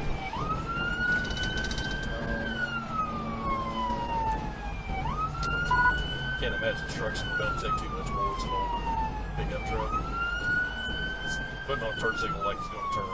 He's taking he's turning around instead. Oh, all coming. All coming. We're now heading southbound in the northbound lane. We're at the 104 exit. Well, he's already been swerving. He gonna run into somebody. 10-4. Almost hit a damn a gas truck. 85 at the 105. That would have been so crazy. And then there was a gas truck right behind it too. Ooh. That would have been crazy, y'all. Yeah, we heard anything from Greene County. They have a unit coming from Bloomfield.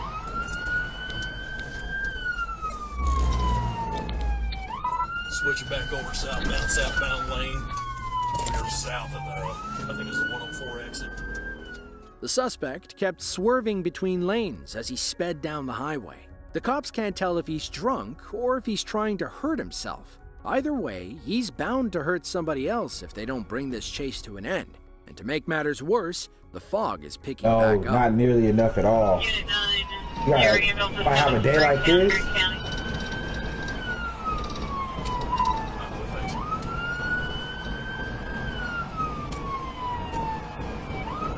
at least there's no traffic out. That's another good thing.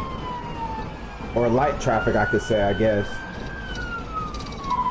Greene County said they have stop stick capability, but I really don't recommend it at this point because he's all over the place. They're crazy to arrange somebody.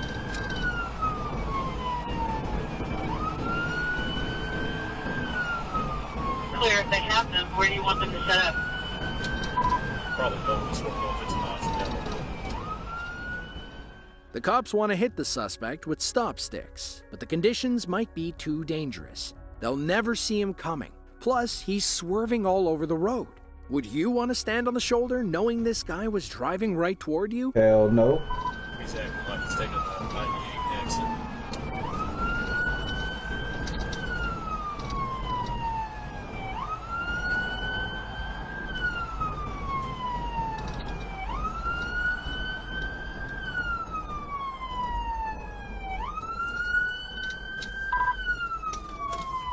We've taken a right at the exit. We're on Highway 45 northbound. 10-4.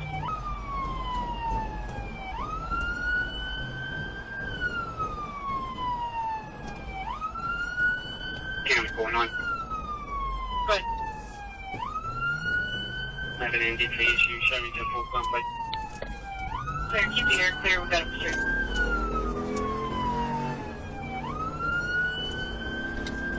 Oh, this is Indiana State Police. Okay. Let's see how they do. Took the Y in towards the old Bloomfield State Bank. Indiana's looking green though. I like that. We don't have much green like that here in Vegas. 923. I'm at Walmart now, heading out 45. I like that. Look at all that green, y'all. Try to set up past the Carmichael Road now. I'm gonna try and get things set up at the Midville telephone place, just west of Elrond Road on 45. That'd be good. Just make sure you got cover, preferably behind a guardrail or something.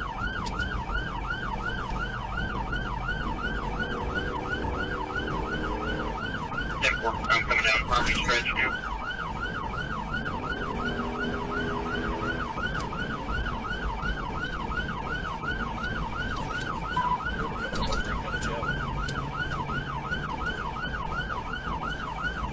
Oh, they got foggy fast. Holy.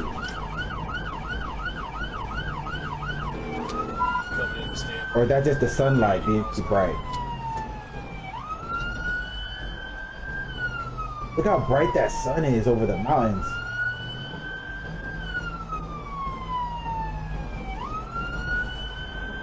Indiana kind of look like a nice place. Stop here and push everything off on the airport, or just stop completely.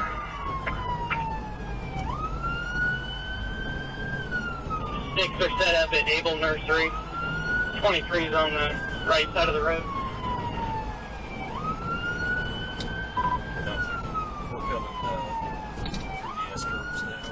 Not nearly enough, right, Right Angelo? now, the fog and the sun are working in the I police's mean, they got a favor. story for every day The of the suspect week will never see working the those spike jobs. strips, while the officer Wow. deploying them will have a clear view as he comes down the road. All right, he's right there.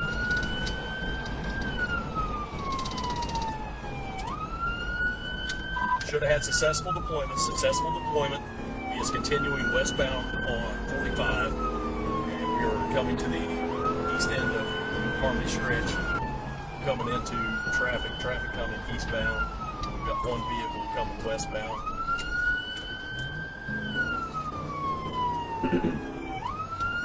He's losing his tires. He's down on one rim. Makes it 2 rims. Losing his damn tires. 50 miles an hour. We are still The eastbound. dummy. As in Dunlap.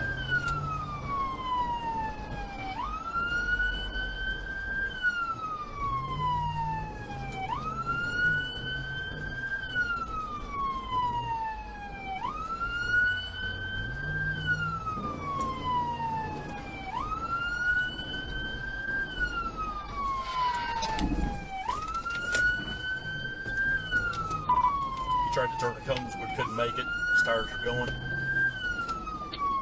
6,000 block. Tom King, 213, Barry Boy King. He's losing his, what's left of his rubber. He's down to rims on the driver's side.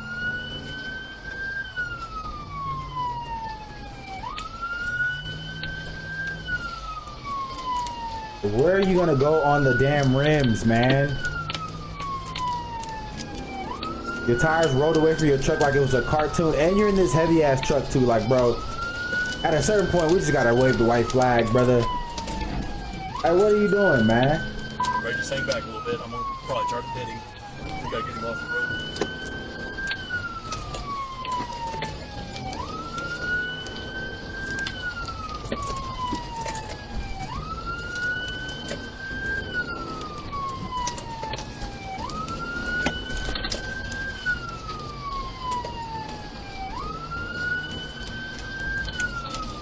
Okay, so we're coming up on airport now.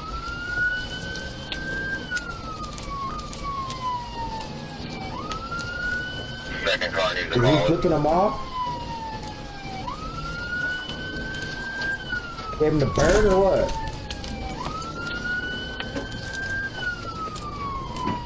We're in Airport Road now.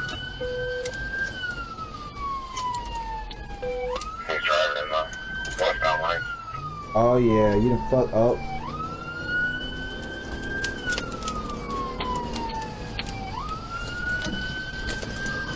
Continuing westbound, eastbound from Airport Road, still all over the roadway. There you go. You gotta hit him with the little juke move.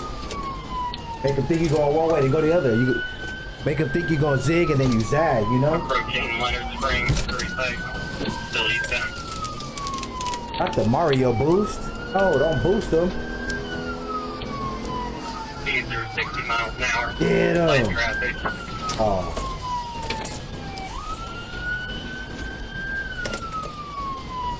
Eastbound through Curry, still on Bloomfield. Get him.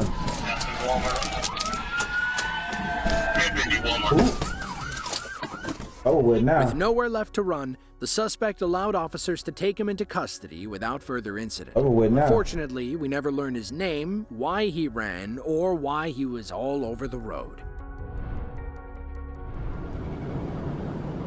Y'all see what it says in the bottom.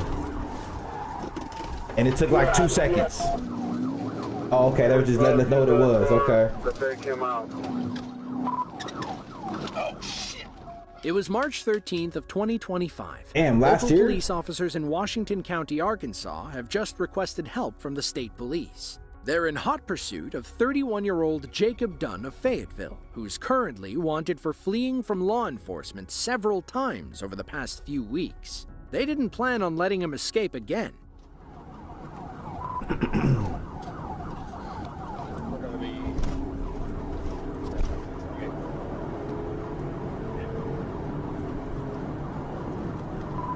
we're east on Huntsville. Yep. John, Adam, Mary, Tom, Adam, Edward, Ida.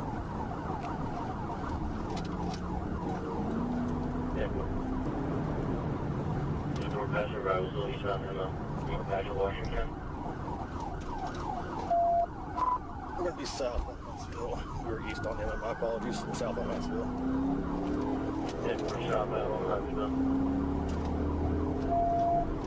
I'm trying to get a TV out here. 78.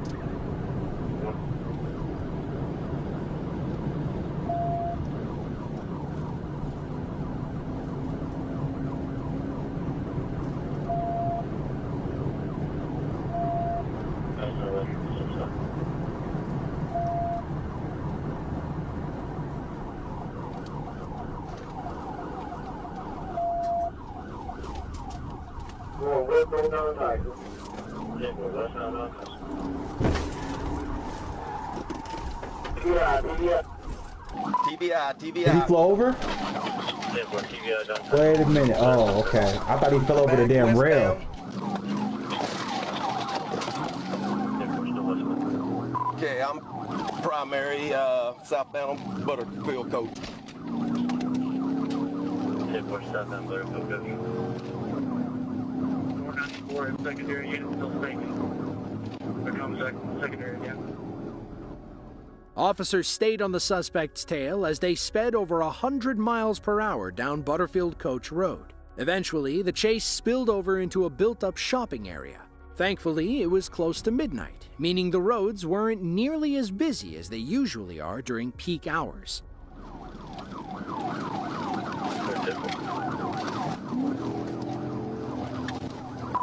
Still on Joyce, going through college. We're still on Joyce.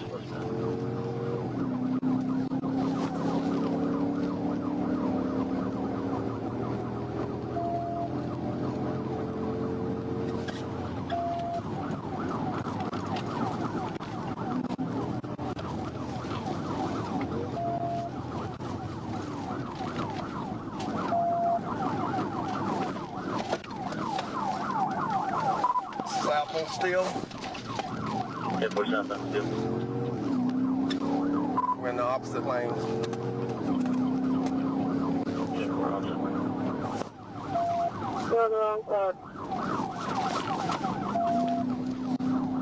Back to the right side. 45 on the secondary. Yeah. 45 used that car to take him out. Hear him say, use that car to take him out. Damn, here it go.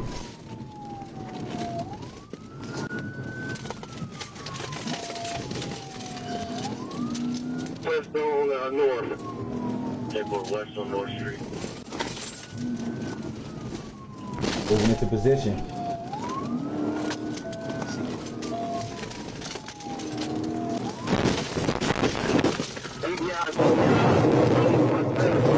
Oh shit!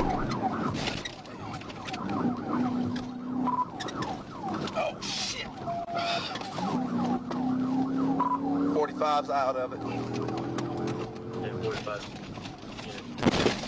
Oh wow! I'm primary. The suspect is losing tires. Yeah, for your primary suspect losing tires.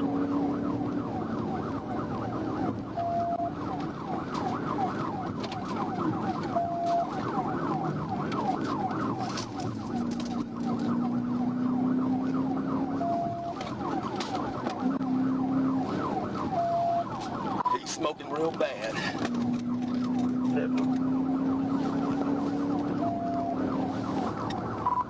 Smoking so bad, I can barely see him right now. We got a little bit of traffic right here. Turning on Steamboat.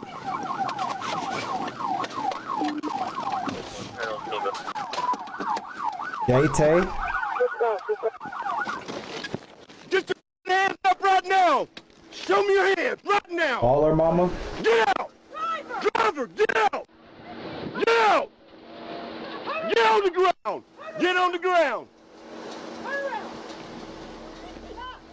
Jacob Dunn loves running from the Washington County Police. Back in 2016, when he was only 22 years old, officers attempted to arrest him on outstanding drug and burglary charges. He fled at over 100 miles per hour before ditching his car in a field and running away on foot. Police later found him in an abandoned barn. For this 2025 chase, he was arrested and charged with felony fleeing and 2 counts of kidnapping after police found 2 passengers in the car who weren't involved with his crimes. Wow. If you enjoyed this video and want to see more just like Yes. it, be sure to click the Yes, link why, on actually, screen I now. did. With that, thank you all for watching, and we hope to see you in the next one. Actually.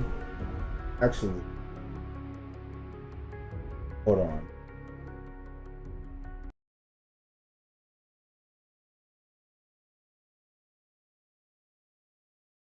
Let's do it.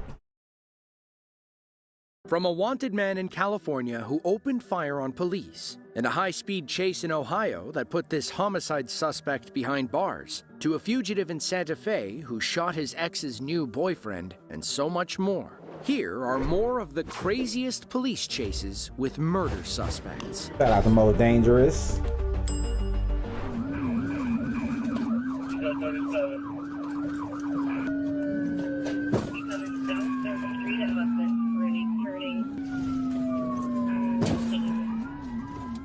On April 13th of 2026, police in Dayton, Ohio Damn, this identified the just driver happened. of a black car as a wanted homicide suspect. The officer attempted a traffic stop, knowing full well that the suspect would likely flee. He also assumed that the driver was armed and wouldn't hesitate to open fire on the police. Coming up to Kiwi, red light, turning southbound on Kiwi. Yeah, southbound Kiwi. Traffic's still light, speed's 50. Coming up to Stanley.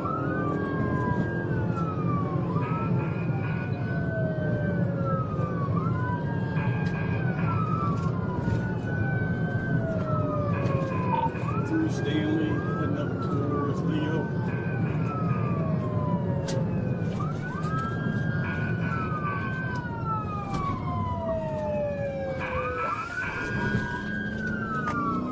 Eastbound on Leo.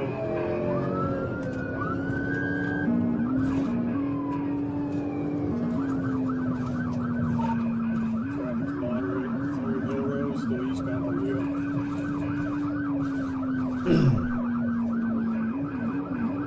It's occupied twice. There's a female in the front seat. Boy's gonna be the driver. Still eastbound. The presence of a female passenger mixes things up. She could be an accomplice or the victim of a kidnapping. The police simply don't know. They'd hate to pit maneuver the car and hurt the woman, only to find out later that she was innocent.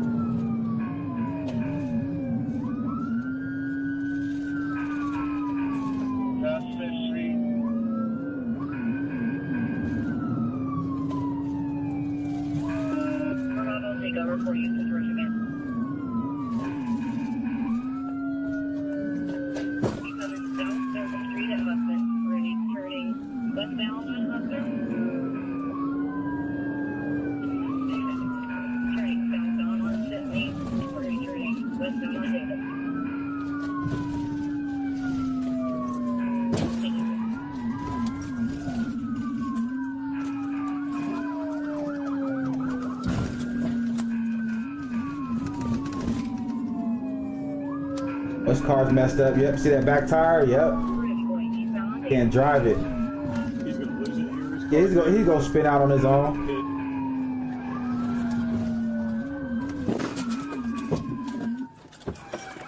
Right into the gate. Yeah, you're done, bruh. Keep your hands up.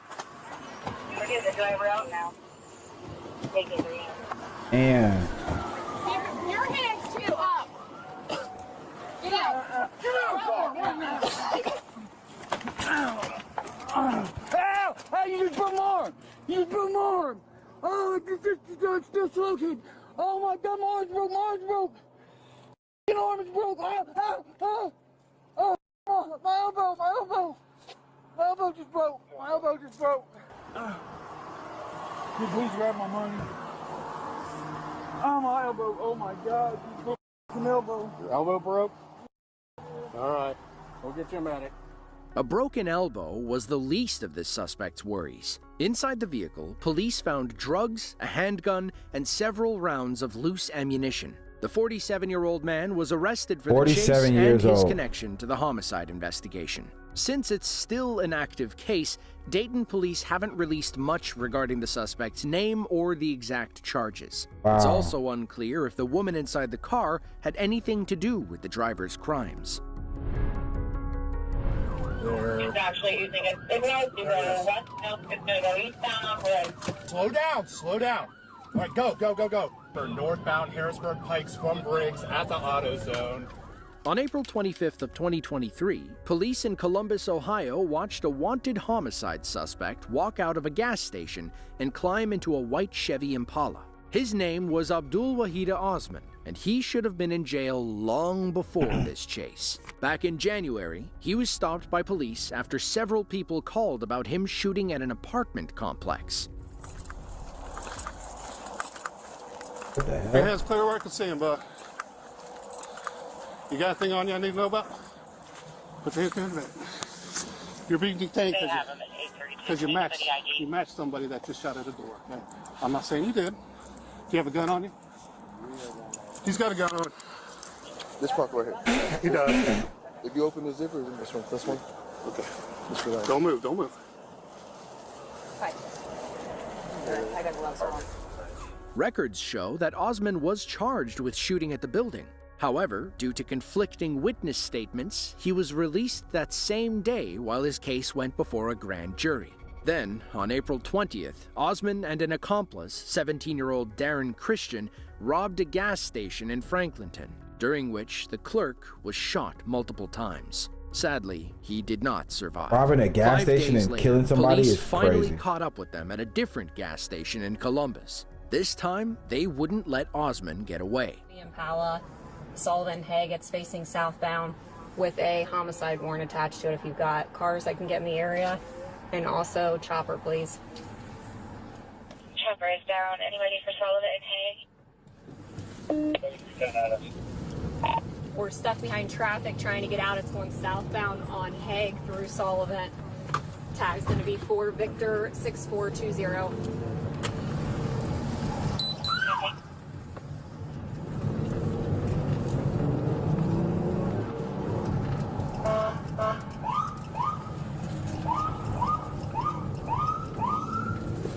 Taking off southbound on Harris from Whitehead.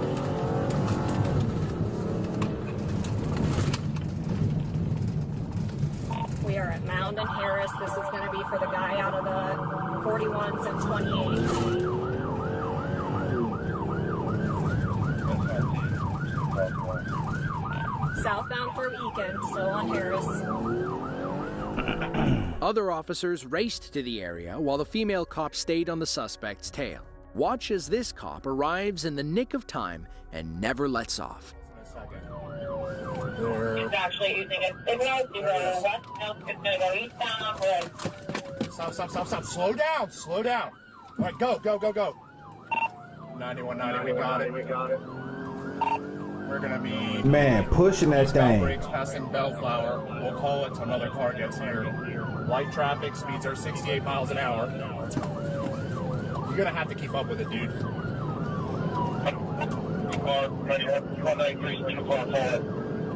Slow down a little bit. You gotta keep up with it, dude. Slow down. Taking off still, 90 miles an hour. Chopper northbound Harrisburg Pikes from Briggs at the auto zone. Traffic is light. Northbound Briggs from Harrisburg Pike, crossing Big Tree. 9190, speeds are 76 miles an hour. Traffic is light. It's crossing cars left of center. Still northbound Harrisburg Pike coming up to Eakin. Chopper, this 28 suspect. Northbound Harrisburg Pike crossing Hopkins. Appreciate the follow. 9190, can you get Who's us? that? Stream Pro, thank you for the follow. Still northbound Harrisburg Pike. We're crossing left of center here. It's just five. It just fived out. Stop. What's the catch, Stream Pro? You got us K9. 9190 still northbound Harrisburg Pike. God damn it. We're crossing left of center here. I lost my job, bro. Oh! Just fived out.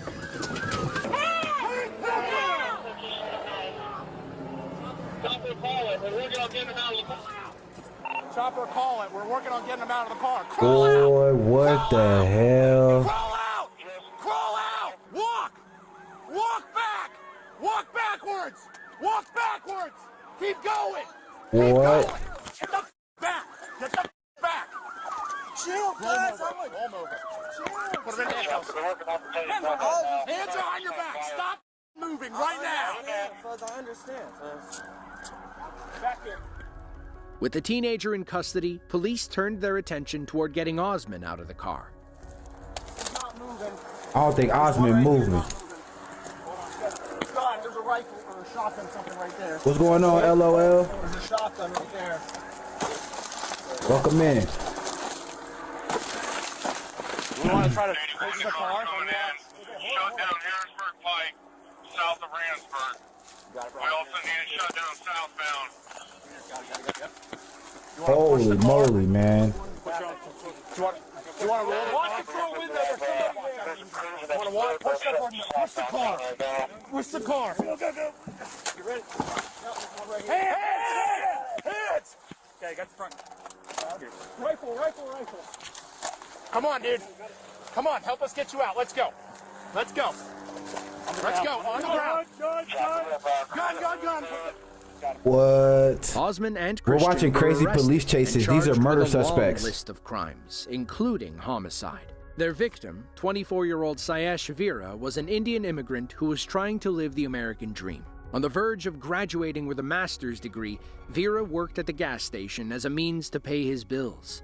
According to his friends, he planned to quit his job in May because it was becoming too dangerous. A GoFundMe raised over $250,000 to send his body for burial in India, where his mother lives. Darren Christian imagine your kid leaving your country and they send him back to 20 you. to 25 years in prison. As for Osman, we believe his case is still being processed. There hasn't been any news about him or the trial since the summer of 2024. Just hit the center divider, smoke coming out of the tail end here. If we can have CHP stop the northbound traffic. It was December 29th of 2022. Sheriff's deputies in Riverside County, California, And were Riverside in hot County? pursuit of a man who had just taken the life of a police officer in Jurupa Valley. According to reports, 44-year-old Valley, William yep, over by McKay Riverside, had fatally yep. shot Deputy Isaiah Cordero during what should have been a routine traffic stop. It wasn't long before every cop in I was the about to say area he was must have behind did something because he Spike shot a police strips had officer. That's what, look at deflated all these four of police his officers. tires, while a helicopter kept an eye on him from above. Needless to say, Riverside police took this one personally. It's like going to go under the bridge at 6th, continuing the freeway, next exit will be 2nd Street. Crossing under the bridge on 6, approaching 2nd. Got the SWAT in the front too. Oh yeah. Bearcat 3, are you close? Just hit the center divider, smoke coming out of the tail end here. Secondary pursuit package, get ready to bail over that wall if he runs. If we can have CHP stop Yeah, northbound traffic. Bearcat 3 at my live night. And imagine driving on the freeway on the other side and seeing all those police officers after this one car. Center divider, moving all the way over to the right hand side. About 15 miles per hour. Early Aries Bridge, the handgun shooting.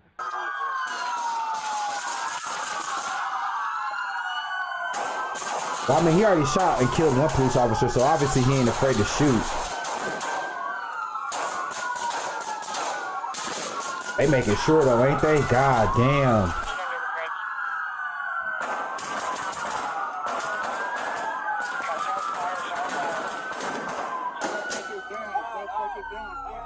The smoke cleared and SWAT moved in to inspect McKay's vehicle. He was declared deceased on the scene after being struck by gunfire multiple times. Police later learned that McKay had active felony warrants for kidnapping and reckless evading. That is He was also wanted for stabbing a California Highway Patrol canine unit. He was a career criminal with a rap sheet full of violent crimes, including robbery and attempted homicide. That explains why folks were enraged when they learned McKay was out on bail during this chase. Deputy Isaiah Cordero was only 32 years old when McKay took his life. Damn. He'd been with the Riverside Sheriff's Office since 2014, but had just completed his motorcycle enforcement training, his dream job a few months prior.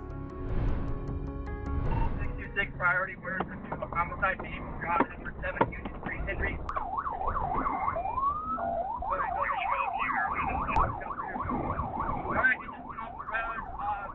On January 26th of 2022, police in Ferguson, Missouri received the following message from dispatch after a concerned citizen called 911 to report suspicious activity. As for 12, you can disregard. 26, respond Stop for piloting suspicious actions of an auto. Yeah, it's probably a crazy job, I'm sure. High pressure. 874 River Trail Court, cross streets of Riverview Drive and River Trail Drive. It's nuisance pavement property. I get paid a lot of money in a too. white four-door truck with ski masks on. There's no plates on the truck. Doesn't say what they're doing that's suspicious.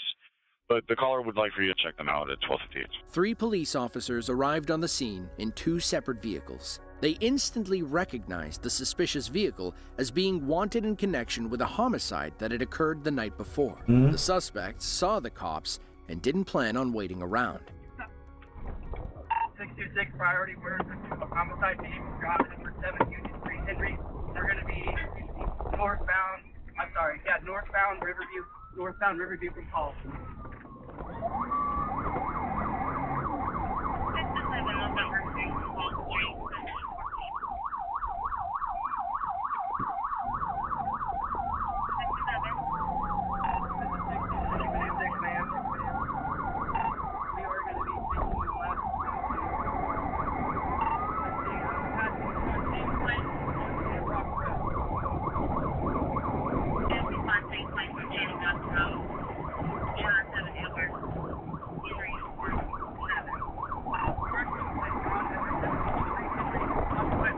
This mug is just all over the place right here, man. Look at this maniac.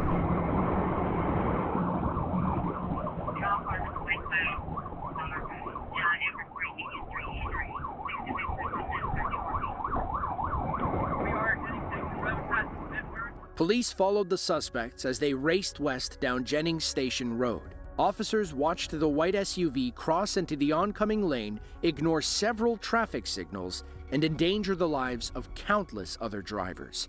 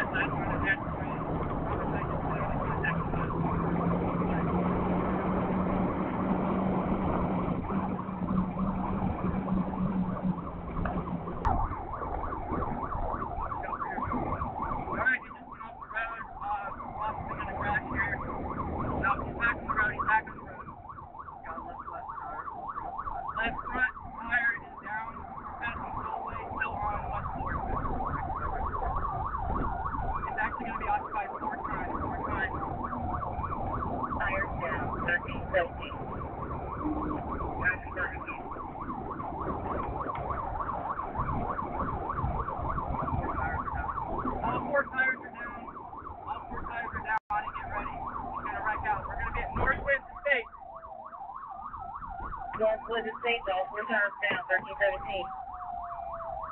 They're gonna bail here at Northwest Estate. Oh yeah, spinning out.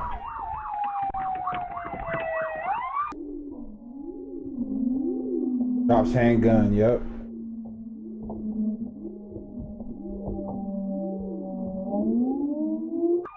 They're not gonna get far. They're not gonna get far at all. Damn, how many people were in the car?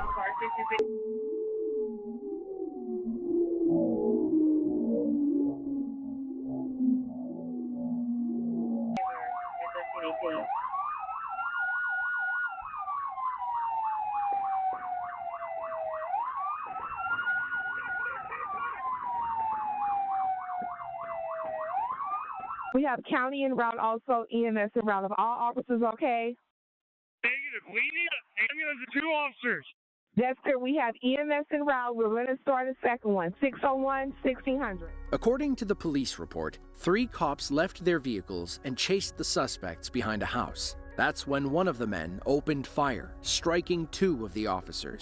They returned fire, striking the suspect multiple times. First responders arrived and rendered aid to the injured officers and the suspect. All 3 were transported to local hospitals for life-saving treatment. The officers pulled through, but the suspect, 23-year-old Aquan Hobson, passed away from his injuries. 2 more suspects were arrested after a short foot chase. Police identified them as 23-year-old August Burns and 35-year-old Clyde Thomas. 35 years old. 6 weeks later, police in Las Vegas found and arrested the 4th suspect, 23-year-old Johnny Lewis. Police recovered several firearms from the scene, including a 9mm Glock, a 12-gauge shotgun, an assault-style rifle, and an ammo belt full of shotgun shells worn by Mr. Burns. In the end, the surviving suspects were all charged with resisting arrest, while Burns also faced charges for unlawful possession of a firearm.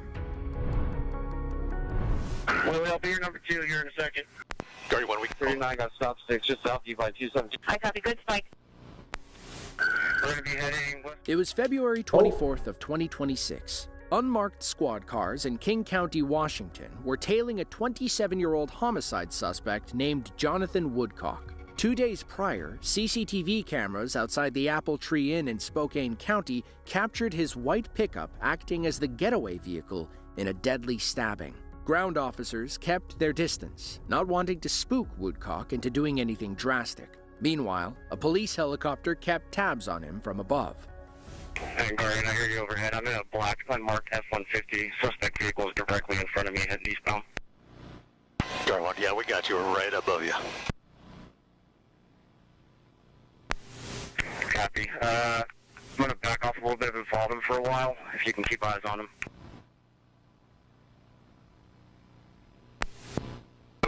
Guardian, we'll do. We just got weather to the southeast, so... Hey, 10 cars are coming in the area on 248, running code. I'm going head on with them. Yeah, they just passed. Alright, let's go. Guardian 1, we'll call. Southbound, 132nd Ave, southeast. Paul 38, I'm in pursuit, break. I copy. In pursuit. Go ahead. Speed about 71 miles an hour, traffic medium.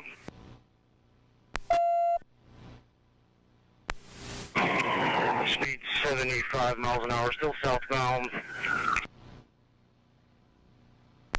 Well, I'll be your number 2 here in a second. Guardian 1, call it, that works too. Guardian 1, we can call it if you got my second. I need a marked car up here ASAP. Speed's about 80 miles an hour, still southbound, light traffic, light rain, passing southeast 259, please. Up ahead, officers set up with stop sticks, hoping to bring this chase to an end. Guardian 1, we can 39 got stop sticks just south of you by 217. I'm passing southeast 26 H Street, approaching the intersection. Good spike, good spike. Got him. I copy. Good spike. We're going to be heading westbound on southeast 272 Street. Guardian 1, do you have eye? We got Guardian 1, I got it. Turn around. He's on 272. Guardian 1, they're bailing out on the passenger side. There's a female in pink and the male in camouflage. Looks like they might be giving up. Oh, she's trying to leave him.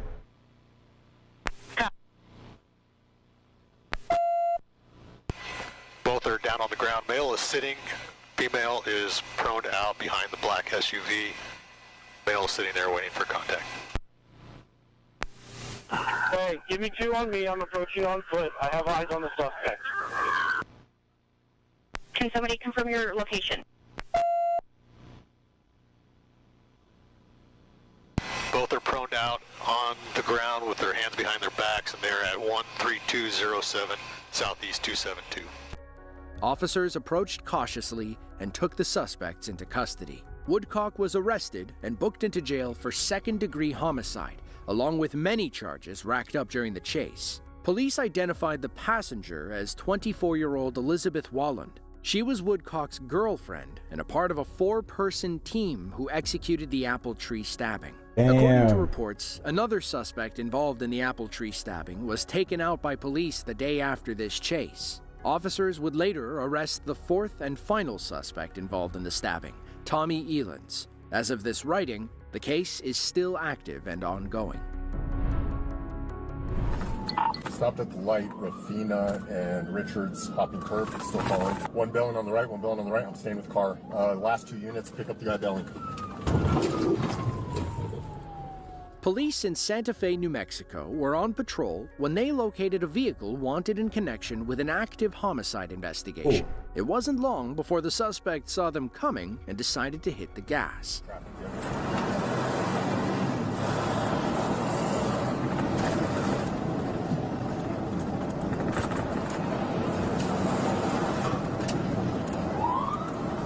Santa Fe, 75 accepted traffic, vehicle appears to be fleeing, same one they called out, stand by for further. Stopped at the light, Rafina and Richards hopping curb, still following.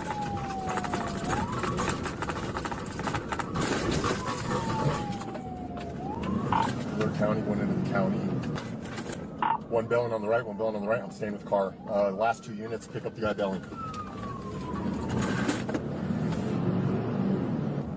75, go on, boy. I need a unit pit certified going in on this Siler, approaching Siler.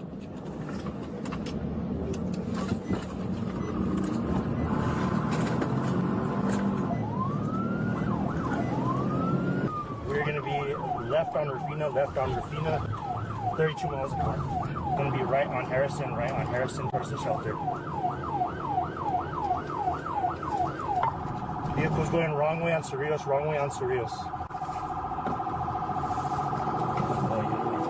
Lavina, going down deck Lavina now. Speed's at 44 miles per hour. Turn around at Maclovia now. Speed's at 30 miles an hour on Maclovia.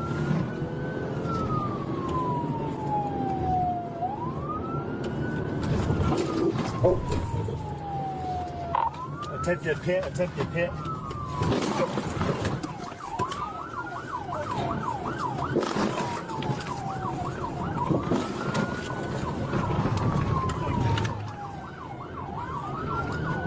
Failed pit on Luana Street now.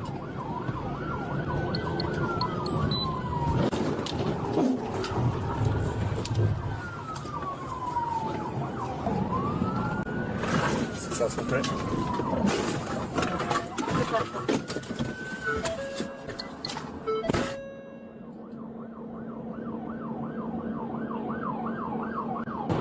T-Bill.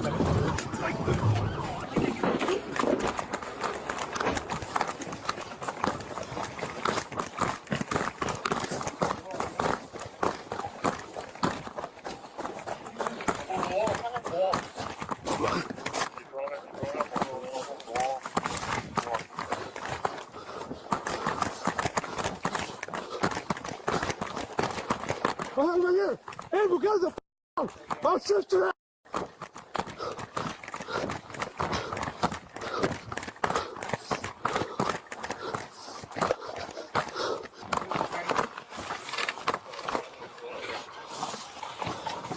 Get on the ground, Abel. Stay on the ground. He's right here. I got him. Do not move. Go hands. Got it. Hard his ass. The suspect, later identified as 37-year-old Abel Mays, was arrested and charged with aggravated fleeing, resisting, armed robbery, drug possession, and homicide. According to the police, Mays had taken the life of 40-year-old Leonardo Zavala Herrera. As the story goes, the incident stemmed from a love triangle involving a woman whom both men had dated. Damn. Mays allegedly showed up at Leonardo's home on the night of September 6th. He robbed the victim at gunpoint, stealing clothes, methamphetamine, and a pistol before ultimately pulling the trigger. He then forced the woman into his vehicle and then drove off to dispose of the evidence. Thankfully, a neighbor's security camera captured Mays' car leaving the scene, thus allowing the cops to track him down. As of this writing, Mays is being held in pre-trial detention as he awaits future court dates. Minor crash. All passenger tires at this point. Still on no occupants. Passing Glendale. On June 6th of 2022, police in Milwaukee attempted to stop a fleeing homicide suspect. Instead, the man led them on a high-speed chase through the city. Why is this on? What is going on here?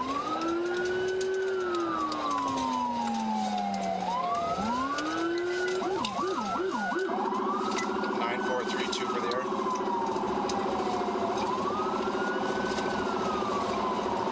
Go ahead, 9432. Yeah, going to be in pursuit of a gold Buick LaCrosse at a Marytime 3366. Subject in it possibly wanted for a homicide. We're going to be eastbound on Hampton, passing 32nd Street. Speeds are about 80 miles per hour. Traffic's medium. Maniacs. Roads are dry. Still eastbound on Hampton, passing Teutonia. Again, it's a gold. Again, it's a gold. 9432, again, a gold Buick LaCrosse four-door. Tinted windows, unknown occupants due to 10 at a Marytime 3366. Subject in it is possibly wanted for homicide and reckless driving. Still eastbound, speeds are about 90 miles per hour, traffic's light, roads are dry. It's going to be southbound on Green Bay from Hampton.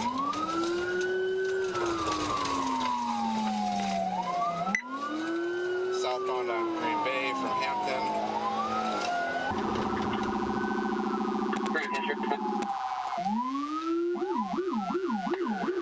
Still southbound on Green Bay, passing Glendale. Speed about 80 miles per hour. Traffic is light, roads are dry. It's a gold Buick LaCrosse at a Marytime 3366. Unknown occupants due to tint. Wanted for reckless driving. Drivers wanted for homicide. 9436 secondary. The suspect led police off the main roads and into a residential area. That's where he seemingly struck something and damaged one of his tires. Can you patch us with 5, sorry, we're not already. Still southbound on 9th Street, passing Nash. Passing Atkinson, still southbound on 9th Street. Again, it's a four-door Buick LaCrosse, gold in color, at a Marytime 3366. Vehicles wanted for reckless driving. Drivers wanted for homicide. Minor crash. I think that's from him. Yeah. Alright, we're going to be, he might lose control here on Keefe and 4th. He's still flat tire for sure. Eastbound on Keefe, passing Bel-Air Phillips. He's got a flat rear passenger tire. And he might be bailing here at Bel-Air Phillips and Keefe. He's pulling over. No, he's still going eastbound. He's coming up to 3rd Street. Speeds are about 45 miles per hour. Traffic's light. Roads are dry. It's like both. Passenger side tires are flat now. Again, it's a gold four-door Buick LaCrosse at a Marytime 3366. We're passing Palmer, still eastbound on Keefe. Pull over. Please pull still over. Eastbound on Keefe at Richards. Speeds are about 35 miles per hour. He's losing both passenger tires at this point. Still on no occupants. Tires gone. The suspect kept going despite being down 2 tires. It was only a matter of time before the whole car failed, at which point he could only keep running on foot. That's going to be him. Flight Lieutenant is squad pursuing it. Okay. What do you say? 9432 still going to be westbound on Capitol, passing 2nd Street. Again, it's going to be a gold four-door Buick. Adam Maritime 3366. 414, terminate. He's getting off on court. Why is it? He's bailing. Continue.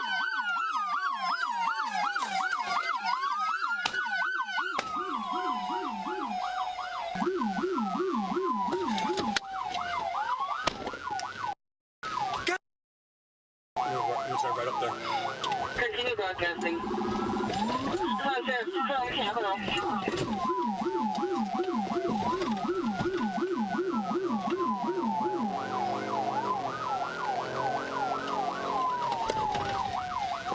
Clear. Go east right here. Keep pass north 1, please.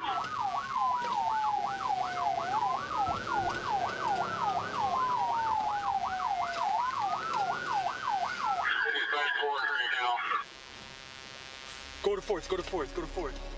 Officers canvassed the neighborhood and the surrounding area, but they were unable to find the suspect. Unfortunately, we couldn't find anything online about this chase, or if the police ever caught him. Get away.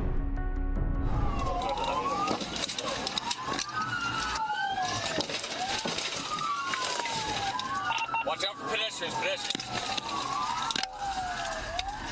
On October 14th of 2022, police in Georgia received word from the FBI that a wanted man out of Philadelphia was fleeing toward Metro Atlanta. The suspect, 28-year-old Elijah Jennings, was wanted in connection with the shooting of 33-year-old Robert White. Back in May, police in Philly found White slumped over his Dodge Charger with fatal wounds to his head and body. It wasn't long before they traced the shooting to Jennings. However, he fled south before the cops could arrest him. Crossing state lines drew the FBI into the case, which issued an unlawful flight to avoid prosecution, or a UFAP, for Jennings. That's when police in Brookhaven spotted the car and got behind it. There were multiple people inside, including Jennings. Watch as he pulls a fast one in order to get away.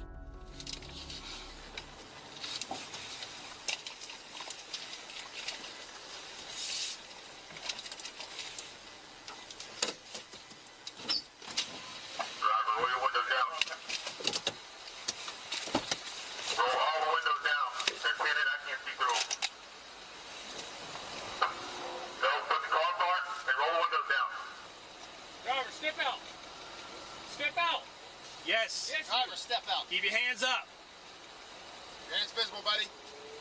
We leaving. Oh no. Keep your hands up. Keep your hands up. Come to me. Hey, he's going. Hey. He's running. Move. Go.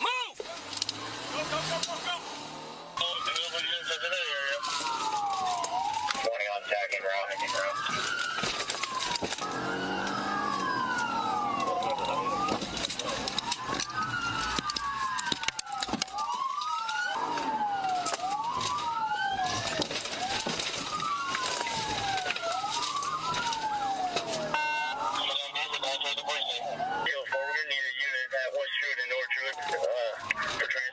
This is crazy.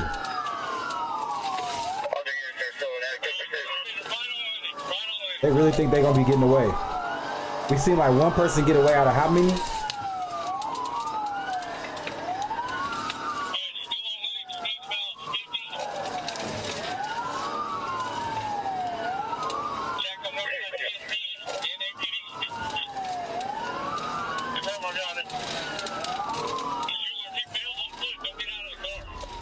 The cops stayed on the suspect's tail as he drove deeper into the city.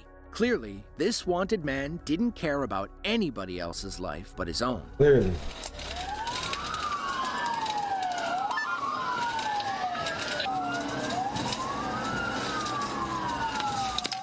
If I gotta try it, true. I guess. I say just don't do crime, you know? I say be boring. Just play GTA. If you want to run from the police, just play GTA. Get your fix that way. You want to do crime, go play GTA. Get your fix that way.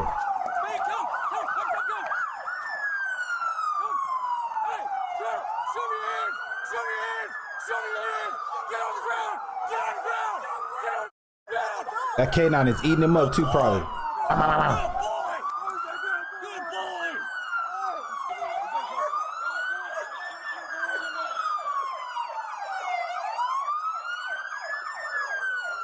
Did you really think you were gonna run? You really thought you were gonna Jennings get away? suffered a few superficial wounds when the K-9 unit took a solid bite out of crime. After being medically cleared, he was booked into Cobb County Jail for charges related to the chase. Since his arrest, there hasn't been much news about the case. We can only assume Jennings was sent back to Philadelphia, where he'll stand trial for homicide.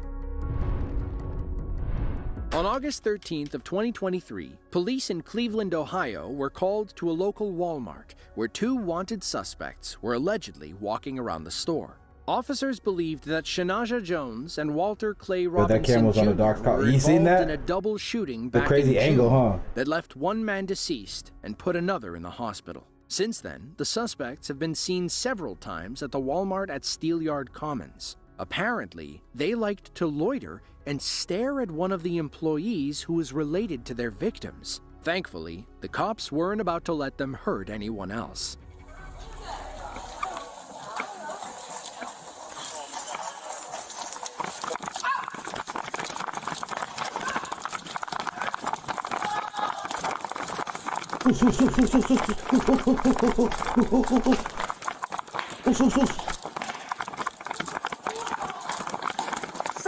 Getting hauled down though. Turn around! Turn around! Chill! Chill, I ain't doing that. Turn around! Can I get my cousin my phone, please?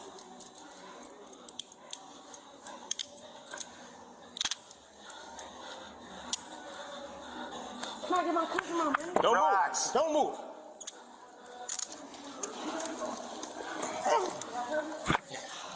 Back here? No, they was in the front by us. She ran back here. Can I get my cousin's keys? No.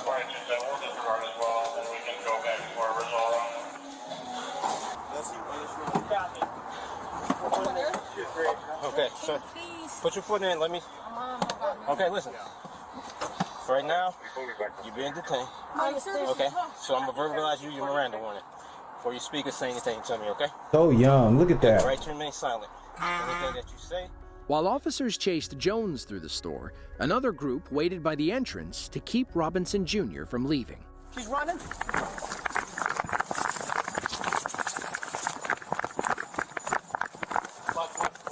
She's there too. Cover that door! Cover that door! This door?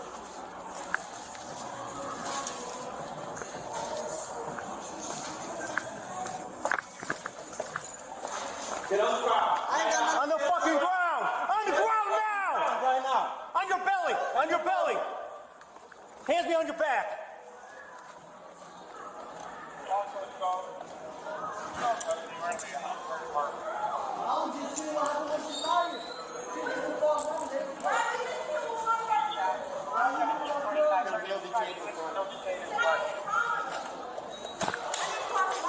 Who are you?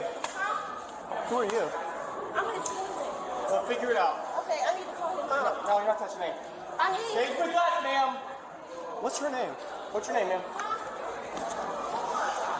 The female. We have it? They have her in that room. I thought she ran. What? They said she was running. They have her. No, but which one is she? Is that her? No, they have her in that room. She's like 4'9". They have her. They detained her in there. Oh, they got her. They have her, yeah. Oh, good. They were doing that while you were doing this. Oh, good.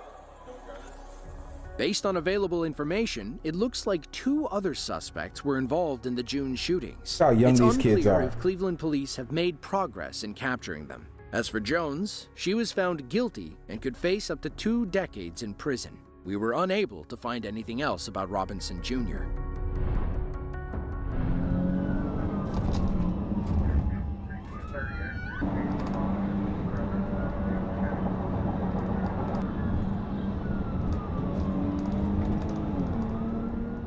On May 5th of 2022, police in Dallas, Texas were called to investigate a shooting at an Airbnb on Ervat Street. When they arrived, they found 25-year-old Duvanta Lampkin deceased on the floor. His phone, wallet, and designer backpack were missing. The former Oklahoma Sooner had a brief stint in the NFL before signing with the National Arena League. On the night of the 5th, police believe 2 suspects planned to rob him but things went sideways. The investigation led police to two men, Antoine Franklin and Eric Garcia, after Instagram messages revealed their plan to rob Lampkin because he had a lot of money. Franklin was arrested, but released on bond under the condition that he wear an ankle monitor. Instead, he cut it off and vanished, evading the cops for over a year. Then, in June of 2023, they found him hiding inside a white SUV being driven by a female friend.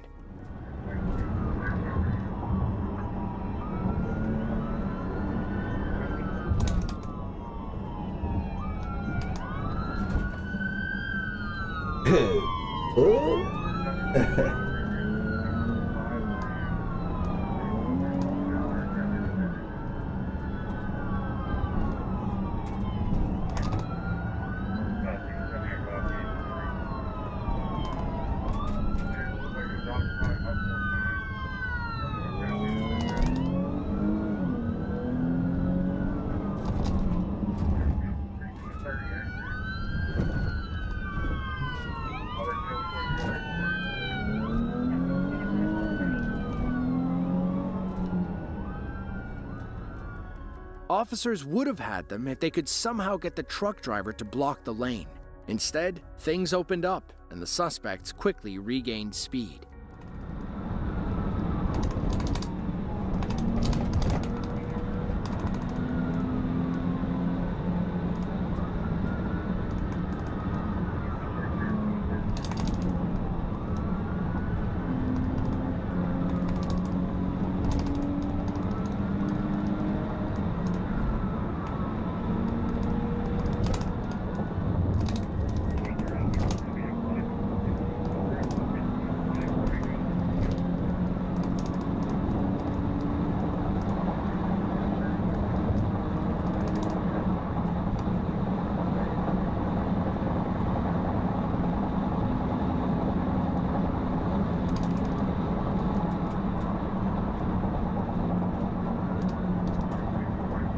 What's up? How long you been doing this? YouTube overall, it's been many years. My first YouTube channel I made in 2010, but this one right here, it's been like a year and a half maybe. But going live on here just the last couple of weeks. Appreciate the sub, by the way. Thank you.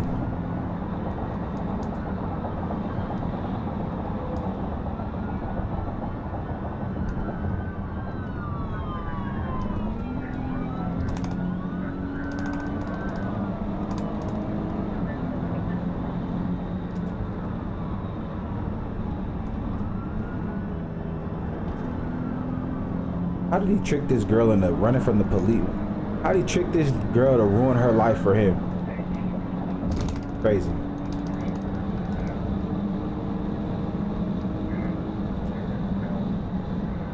How did you manage?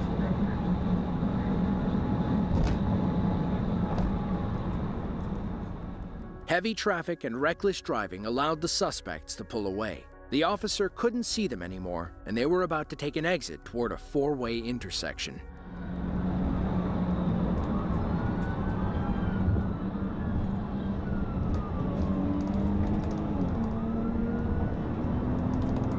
This is in Dallas, I didn't even realize.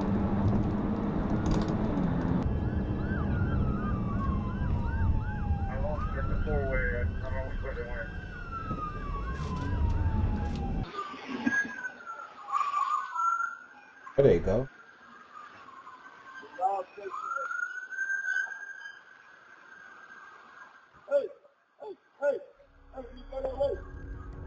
Franklin may have escaped, but he wouldn't remain on the run much longer. Police found him inside an apartment complex in Richardson and took him into custody. He was ultimately found guilty of robbery and my murder, music channel I still post on as well. As for Garcia, but I had to stop he took for a plea while. deal and was sentenced to 28 years behind bars. If you enjoyed this video and want to see more just like it, be sure to click I'm trying the to link present on myself screen in a certain type of With way that, now, so thank I you wanted to all make for sure I had watching. everything in We order hope to before I see you started in the next one. streaming and doing the long form video. So I'm glad you subbed up because I got a very interesting long form video dropping this week as well. So we're doing that as well, y'all. So look, I'm gonna grab some food. I might be back on tonight. I'm not exactly sure. But shout out to LOL, shout out to Angela. Who else was here with me tonight? Let me see. I had Cheyenne here, Michelle, obviously. Really appreciate y'all. Who else was in here? Dr. Zara, happy birthday, Zara. Debbie. Dream Pro came in for a second. Y'all, so much love. Appreciate y'all. I will see you soon. Love y'all.